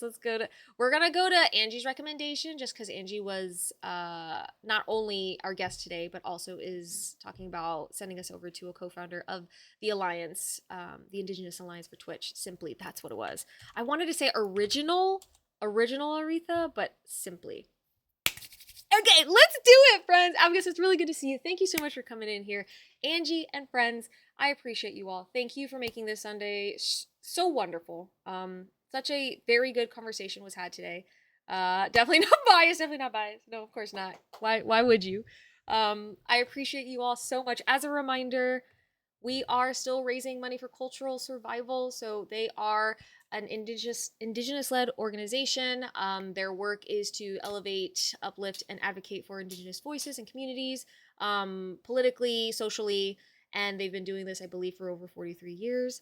We are at $363.69 towards our $3,000 goal. We raised money last year for PCRF, Palestine Children's Relief Fund, and raised $1,000 for that. So I upped the goal this year. But if we don't even make it, it's fine. We have raised $300 plus, and that is more than originally they had before we stepped into the picture. So I have some incentives here. The next one that I will be doing is a Nikki Goth Sona cosplay at some point. But there will be possibly a Mift and Nikki play RE5 together, a peak gameplay with Tara, a 12-hour stream will be unlocked, and I will commit to playing Resident Evil 9 in a future Let's Play. I can do a Pan Am Palmer or Johnny Silverhand cosplay from the game Cyberpunk 2077. And then the final goal, if we hit 3,000, will be that I will play a 12-hour day of Baldur's Gate 3 in a Dirge run, which is the Dark Urge. And y'all know, I don't like being mean. I don't like making evil choices. It hurts my heart and my soul. So that would be very difficult for me. We didn't hit our $400 goal by the end of this week. So I won't be doing a game giveaway, game key giveaway this week, but we will shoot for it next week. So I have a couple of games that are gifted to us from Playsum, and so I will be gifting that next week. Nice lady forced to be a dick. Nice. Who's a nice lady forced to be a dick? Give me a minute. Okay, Henry, I will give you a minute. Let me move this ever so slightly so that it can show that little celebratory flame child. Oh, yes! That's I was like, wait a minute, I'm confused. But yes, that's precisely it. Can you post a yes, I can. Charity. That is a good reminder. Thank you. Yes, if you are interested, the link to the charity is posted right now. But also, it was mentioned, and I think it's important to mention again that I'm going to give Angie another shout out. Angie is looking to go to several, conferences and other things, and federal loans are, obviously cutting short. There's lots of reasons why finances are going to be a challenge, and so if you're interested in supporting an Indigenous educator, content creator, and somebody who is actively trying to do really good work in this space and in other gaming and media spaces, I highly recommend you go check out her content, and if it's accessible to you, help support her and her projects as well. So please consider doing that as well. There are, as I've mentioned before, free ways to support people, but there are also those of you who find it accessible. So please. How short are we from the day's target? Okay, so our target would be 400, which if I math correctly,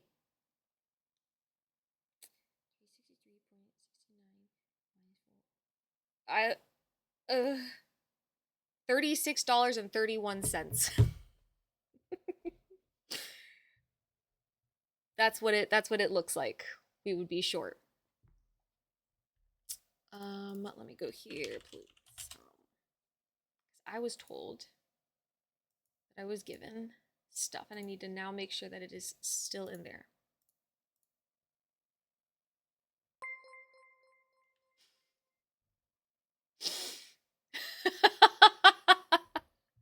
In an amazing turn of events, we have hit $400 toward our freaking goal, which means we are now $100 away from our Mift and Nikki play Resident Evil 5 together, but we are currently at our goal of, I'm going to be giving away 2 Steam keys. Let me see where they are so I can make sure I can give them. Okay, I found them. So, these games were gifted to us. Matsuma, thank you so much for gifting us up to Henry. Henry, 30 more days after experience. I appreciate you so much. Thank you for being a part of the space. Thank you for being so generous. You all continue to surprise me with your generosity and your kindness. So thank you for supporting the individuals and the causes that I present to you all. It means the world to me. And it's overwhelming sometimes. So thank you, Henry. And thank you, Matsuma. And thank you, Angie. So let's go ahead and give 2 Steam Key giveaways out now. Did I ask for that one? I might have. No. Okay. Look, it was donate to the cause or buy. You know what, Henry? Thank you. I'm happy that we can help curb your needs. Holy shit!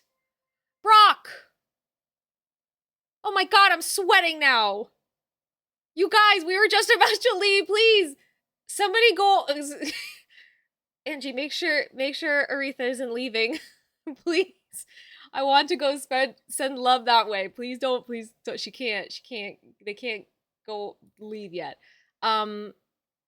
I thank you so much, Brock. What the actual freaking heck? I can't wait. Mitch is gonna lose his mind.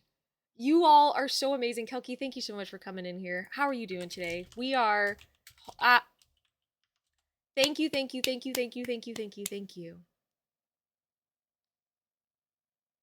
I am so grateful.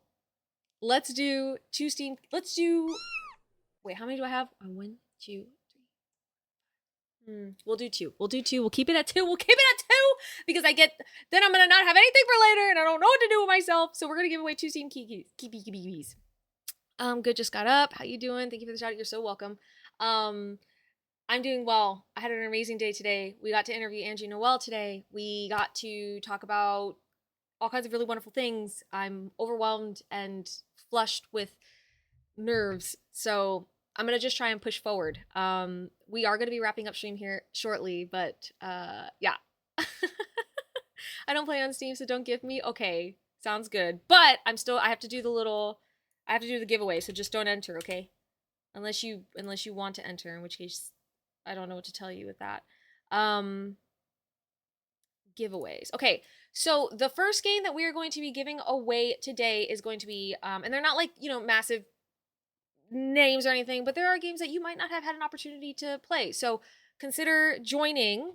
Let me post this on socials really quickly so that people know. Oh, I was not expecting this. Okay. I was not expecting this.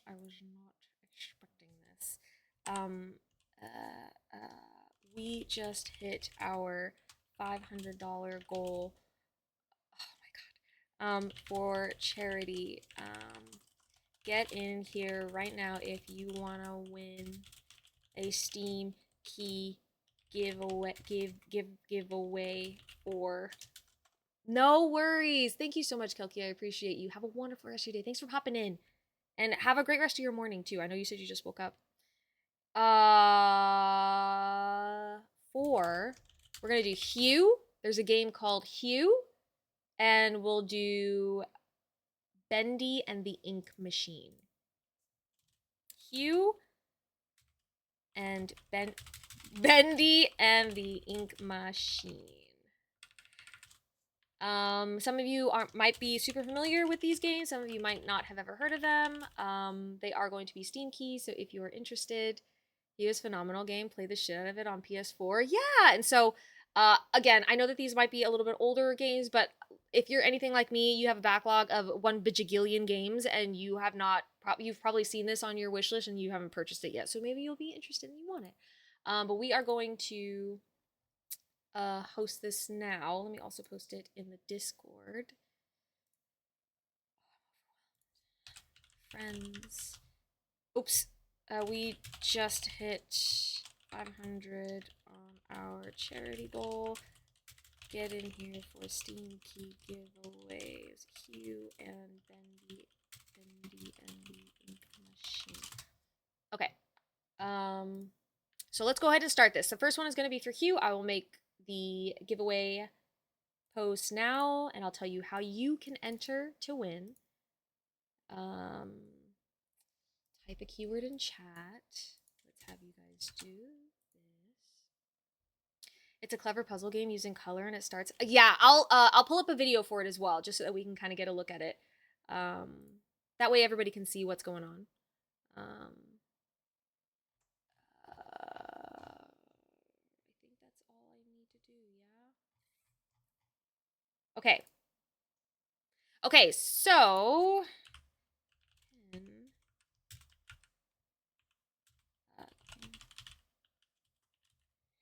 to enter to win the game, to win a Steam key for Hugh. Okay, if you're interested in entering to win for the game Hugh, exclamation mark giveaway. Do not add the quotes. The quotes are there just for, because I needed to put them there. But exclamation mark giveaway will enter you in to win the game Hugh. And let me show you what the game Hugh looks like so you can have a better, you have a better idea of what it is.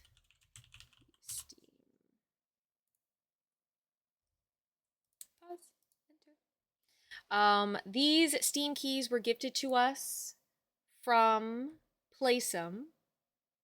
We are partnered with Playsome, and they so graciously and generously gifted these to us so that we had more incentives for our fundraiser for the month. So thank you, Playsome, for this opportunity.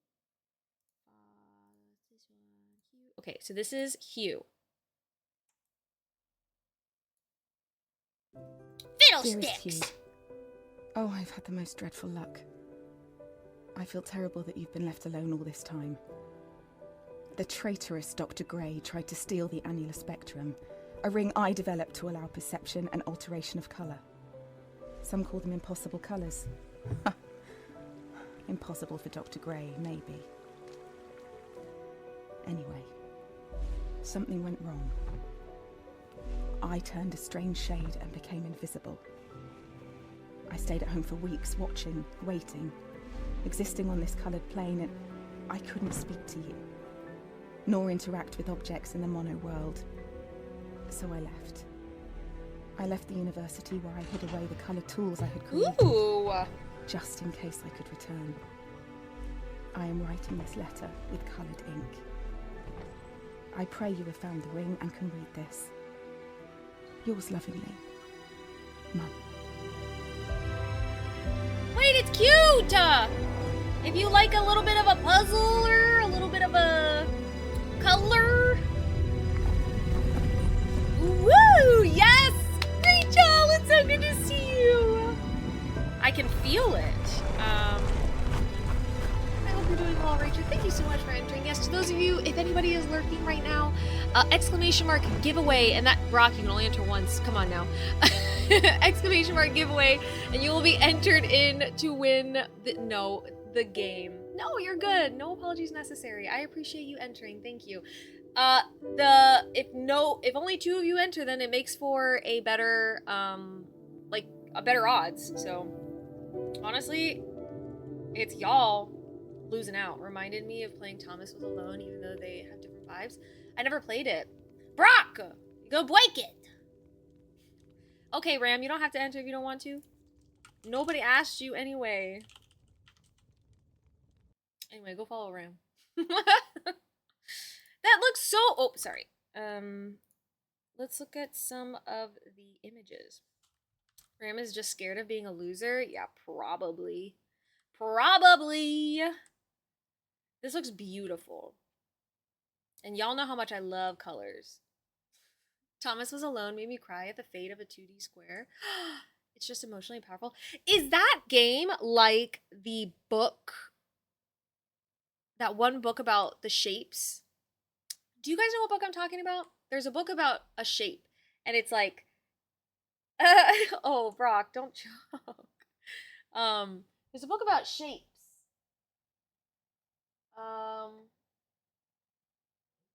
There's a book that's about a shape. It's like about a triangle. Yeah, we have it. Or at least I thought we had it. And it's like flat line. It's a book about a shape, and it's like supposed to be... Oh, I'll have to find it again. Never mind. Yeah, I know it's a thorough explanation. I really did a great job at that one.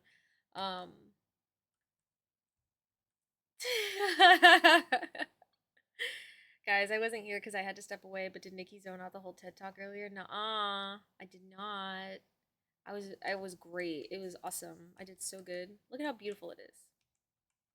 Okay, we'll leave this open for another moment. I'll play the trailer again so that y'all can see it. But we are currently hosting a Steam key giveaway for the game Hugh. Dearest Hugh. Oh, Nice I've gentle had the shape. most Is it? dreadful Okay, luck. I'll have to take a look at it. I feel terrible that you've been left alone all this time. The traitorous Dr. Yes, Gray please. tried to If you steal don't the mind, Zai, animal that would be spectrum, amazing. a ring I Thank developed you. to allow perception and alteration of colour.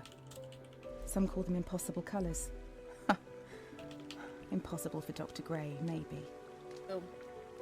Thank you, love. Anyway. Appreciate you. Something went wrong. I turned a strange shade and became invisible.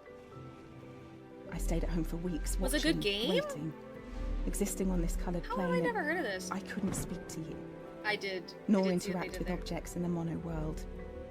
So I left. I left the university where I The had mechanic all of this the seems like a tools really I had good time. created, just in case I could return. Complicated, but fun. I am writing this letter. That's because you live with under a pride rock in is true. That's very pray you true. have found the I ring and do can kind of help live us. under a rock. Yours lovingly. But I own it, okay? I like the rock I live under, thank you. Like I said, I'm Patrick. Call me Patrick Star.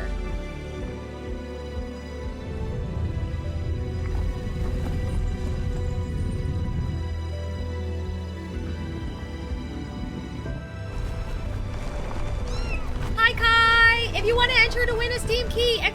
Giveaway, unless you've already played it, because I know that this is kind of an older game, so you might have already played the game, understandable. As you unlock the colors, as you go, oh, that's good, okay. Or like Patrick's third cousin from Florida. Alright, okay, alright. Hell yeah! Let's go, Kai! We have 2 Steam Key giveaways that we are going to be doing today. The first one is going to be for this game called Hue. The second one is going to be for Bendy and the Ink Machine. Bendy! Isn't living under a rock kind of a counterproductive to being an... You know what? It is. It is. I need to be the one lifting the rock. Yeah, I gotta get out from underneath this rock, guys. Nuh-uh. I'm elevating Patrick's status. Anyway. Oh, 1 second! Okay! Timer is up! Alright, let us go ahead. Thank you so much for that call. I appreciate you. Keeping me humble. So let me go ahead and pull us back to this page for a second. And we will do drawing the entrant. And the winner is... how do I do this? Kai! Come to the front, please! You have won a game! Hold on, let me see. Do I have any, like, game show winner music? There he is! Kai Lestis, congratulations! You have won Hue. This game, as you saw, is a little boy who has to deal with colors, as you do, trying to find, I think, his mom. I sort of only half paid attention because I was mostly concerned about making sure we posted it on social, so yay! Yay! I'm so excited for you to play it as well! I will be sending you the Steam key, shortly. Okay? So that's the first one! Baby. I hope Hugh has a colorblind mode. Oh my god. Okay. The next giveaway. The next one. Locked. Dunzo. No more entrance. We're going to archive that baby. The next game that we are giving away is Bendy and the Ink Machine. Sorry, I had to think about that one for a second. Let me pull it up so you guys can see. Bendy and the Ink Machine. How long? 10 minutes will be good. 10 minutes will be perfect, actually. So let me pause this. Let me bring you in here. And you all can now enter. So !giveaway will enter you into this new Steam Key giveaway. And, please feel free to start entering now. This is Bendy and the Ink Machine. And this one I think is scary. The first one was nice and wholesome and cute and adorable. Zai, thank you so much. I'm here. Let's see if we can find what you wanted me to see. There's nothing wrong with dreaming. Wishing for the impossible is just human nature. That's how I got started. Just a pencil and a dream. ! And, giveaway, sorry. I had to figure, I forgot what it was. Giveaway to enter in have it on my PlayStation? Hell yeah. I remember watching other people play it. I never played it myself. But it had such a... It was like also Cuphead-like, right? You're so cute, Kai. Thank you so much. Nice, Ram, let's go! Yes, enter, enter, enter! You guys have no idea how much I love giving stuff away. Please, enter in. I want to give you guys free stuff. Let me give you free things! I know you want it. Obviously, if you don't play this kind of game, I totally understand, but we're gonna play this all over again so that you all know this is what we are entering for. Ram, thank you for paying your taxes. Alright, Joey. Again, this was given to us. We got a handful of Steam keys from Playsome. We have a partnership with Playsome, and they truly were so generous in being willing to give us these games. Like, they gave me way more games than I was expecting. But yeah, very, very grateful. Is this game like Cuphead? They call it rubber hose animation? Wait, do they really?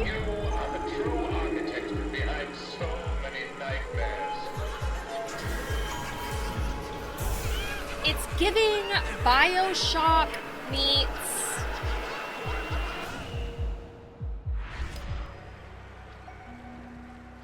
'50s cartoons.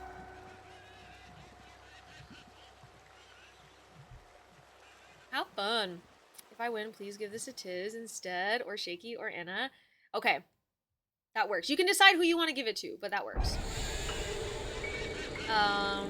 One more time for the people in the back. From the style of animation used in cartoons from the 19... Oh, I meant 20s, not... What did I say, 50s? As an anthropologist, I could be really bad with time frames, and I need to get better at that. It is different in Cuphead playstyle. Oh, really? Okay.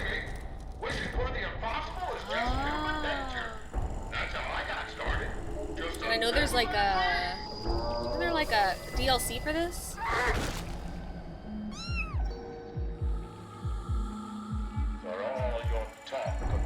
Hell yeah. Genuinely, it's kind of scary.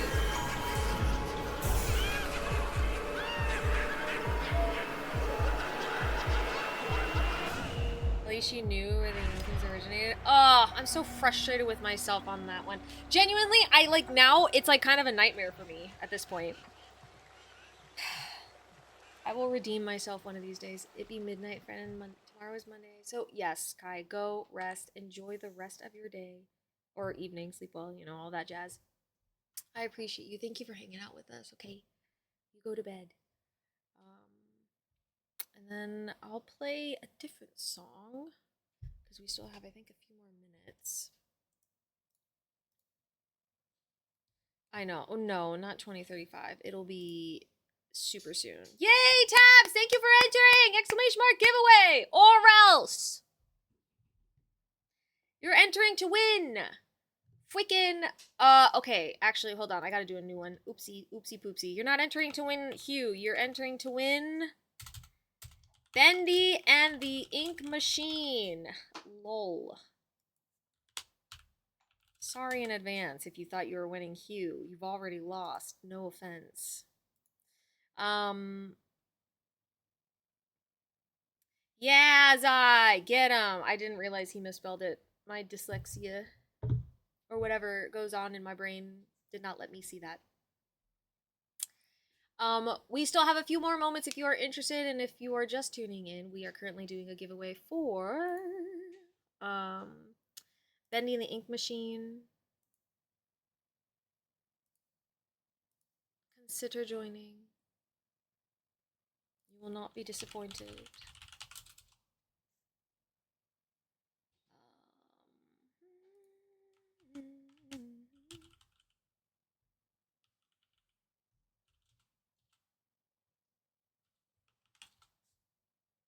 5 minutes remaining. I have to go back up here and find Angie's comment.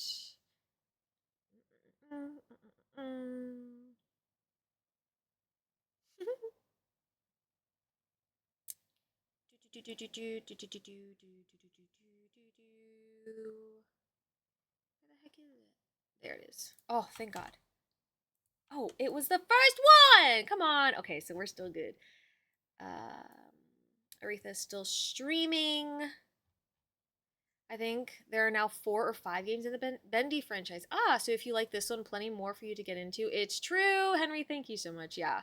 Again, those of you who might just be sneaking in here just for a moment, exclamation mark giveaway will enter you in to win a Steam key for the game Bendy and the Ink Machine. Hi, Draw. Welcome in. Things are going pretty well. How are things for you? How's life treating you today? Happy Sunday. During this miniature break, I figured I would ask yes or no. Yeah. Duh. Duh. Today has been an incredible day. I am so grateful to you all. I got an opportunity, well, we as a community got an opportunity to chit chat with Angeenoel, which was just freaking rad. Then we were just wrapping up and Henry donated money towards our charity, which is we are currently raising, sorry, our fundraiser, which we are raising money for cultural survival. And then, hell yeah, Draw, let's go. So now we are at $500 because then Brock donated $100, which is crazy. So now we're at $500, dudes. Towards our charity goal. And I'm so excited. Oh my God. That means Mift and I have to play Resident Evil 5 together and have a really good time at it too. Let's see. Yes. Okay. Zai, you. Okay. Good. I was gonna say, don't you dare. Good. The weekend was good. A little way too quiet. Really? You had a quiet weekend. Sometimes that could be nice, but I'm sorry it was too quiet. Don't let her duh you chat. She's one to speak. Duh. The Social Sunday chat was so cool. I'm so happy you enjoyed it. I also enjoyed it. It was rad. Such a good time. 500 in the UK would be called a monkey. Wait, what does that mean? I had to get you for always being an enabler?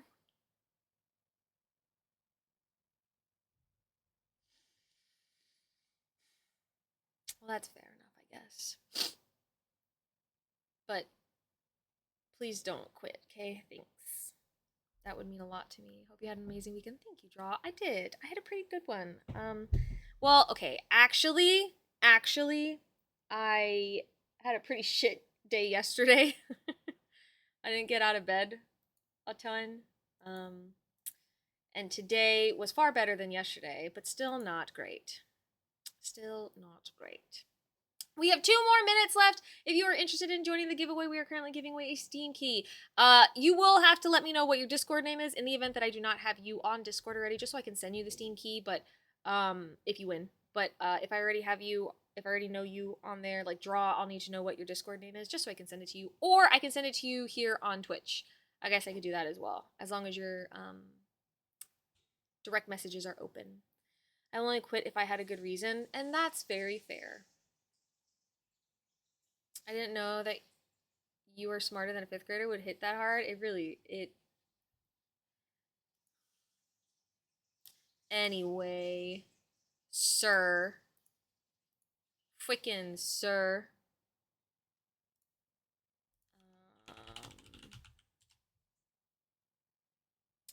Just a few more moments. A few more moments, and we will be ruffling a Steam key.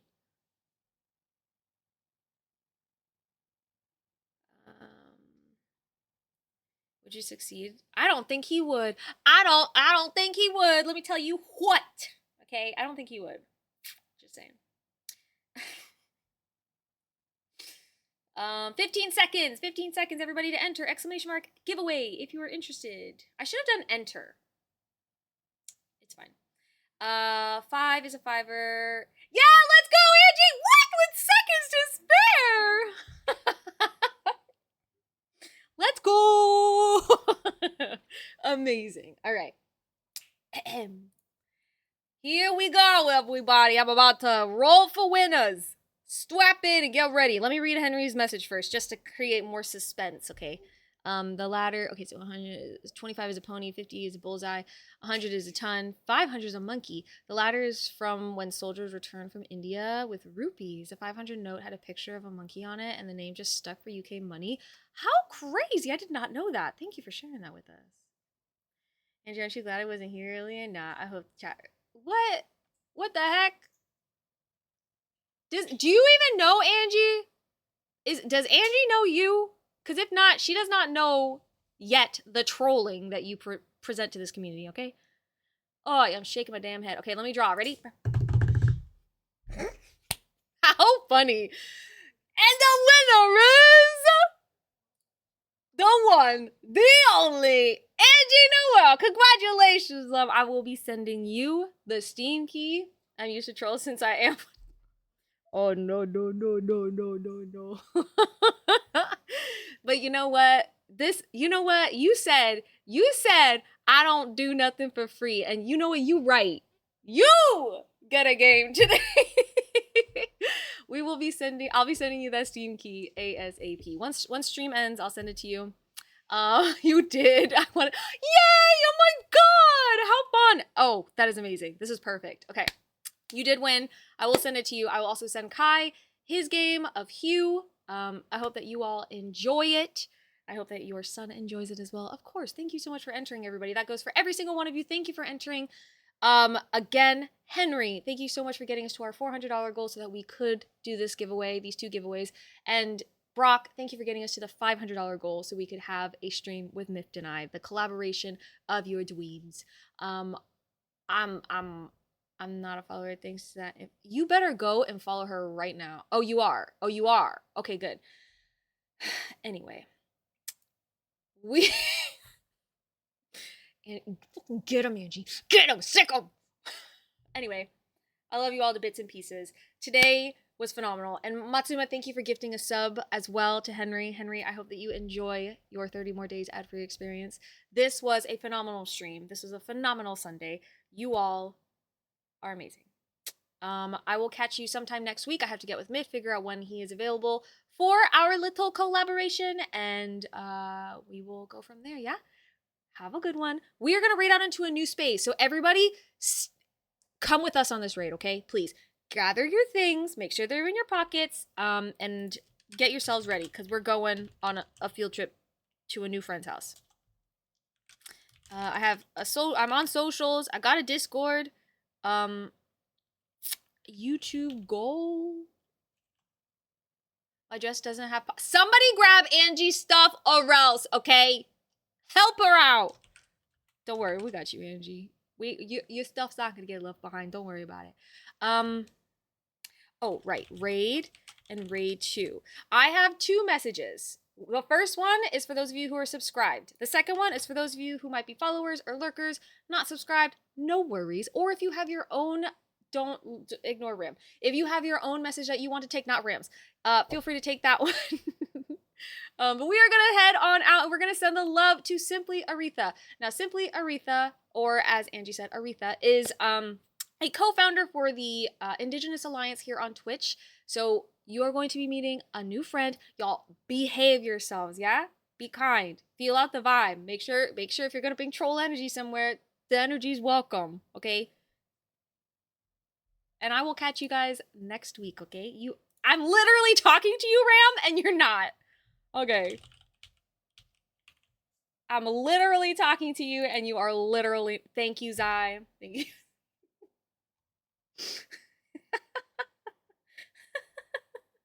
I love you guys. You're amazing. I appreciate each and every freaking one of you. Thank you for being a part of this space today. It means a lot. It makes my dreams more of a reality, and theoretically, hypothetically, it will also help Angie and whoever else we could bring onto this space and bring into this space, help them to pursue their dreams as well. So I really appreciate you guys. I will catch you all on the flip side. Aretha is currently playing Human Fall Flat, so prepare yourself for, I'm assuming, hilarity, okay? Catch you guys next week. I love you. Bye. Oh, okay, bye!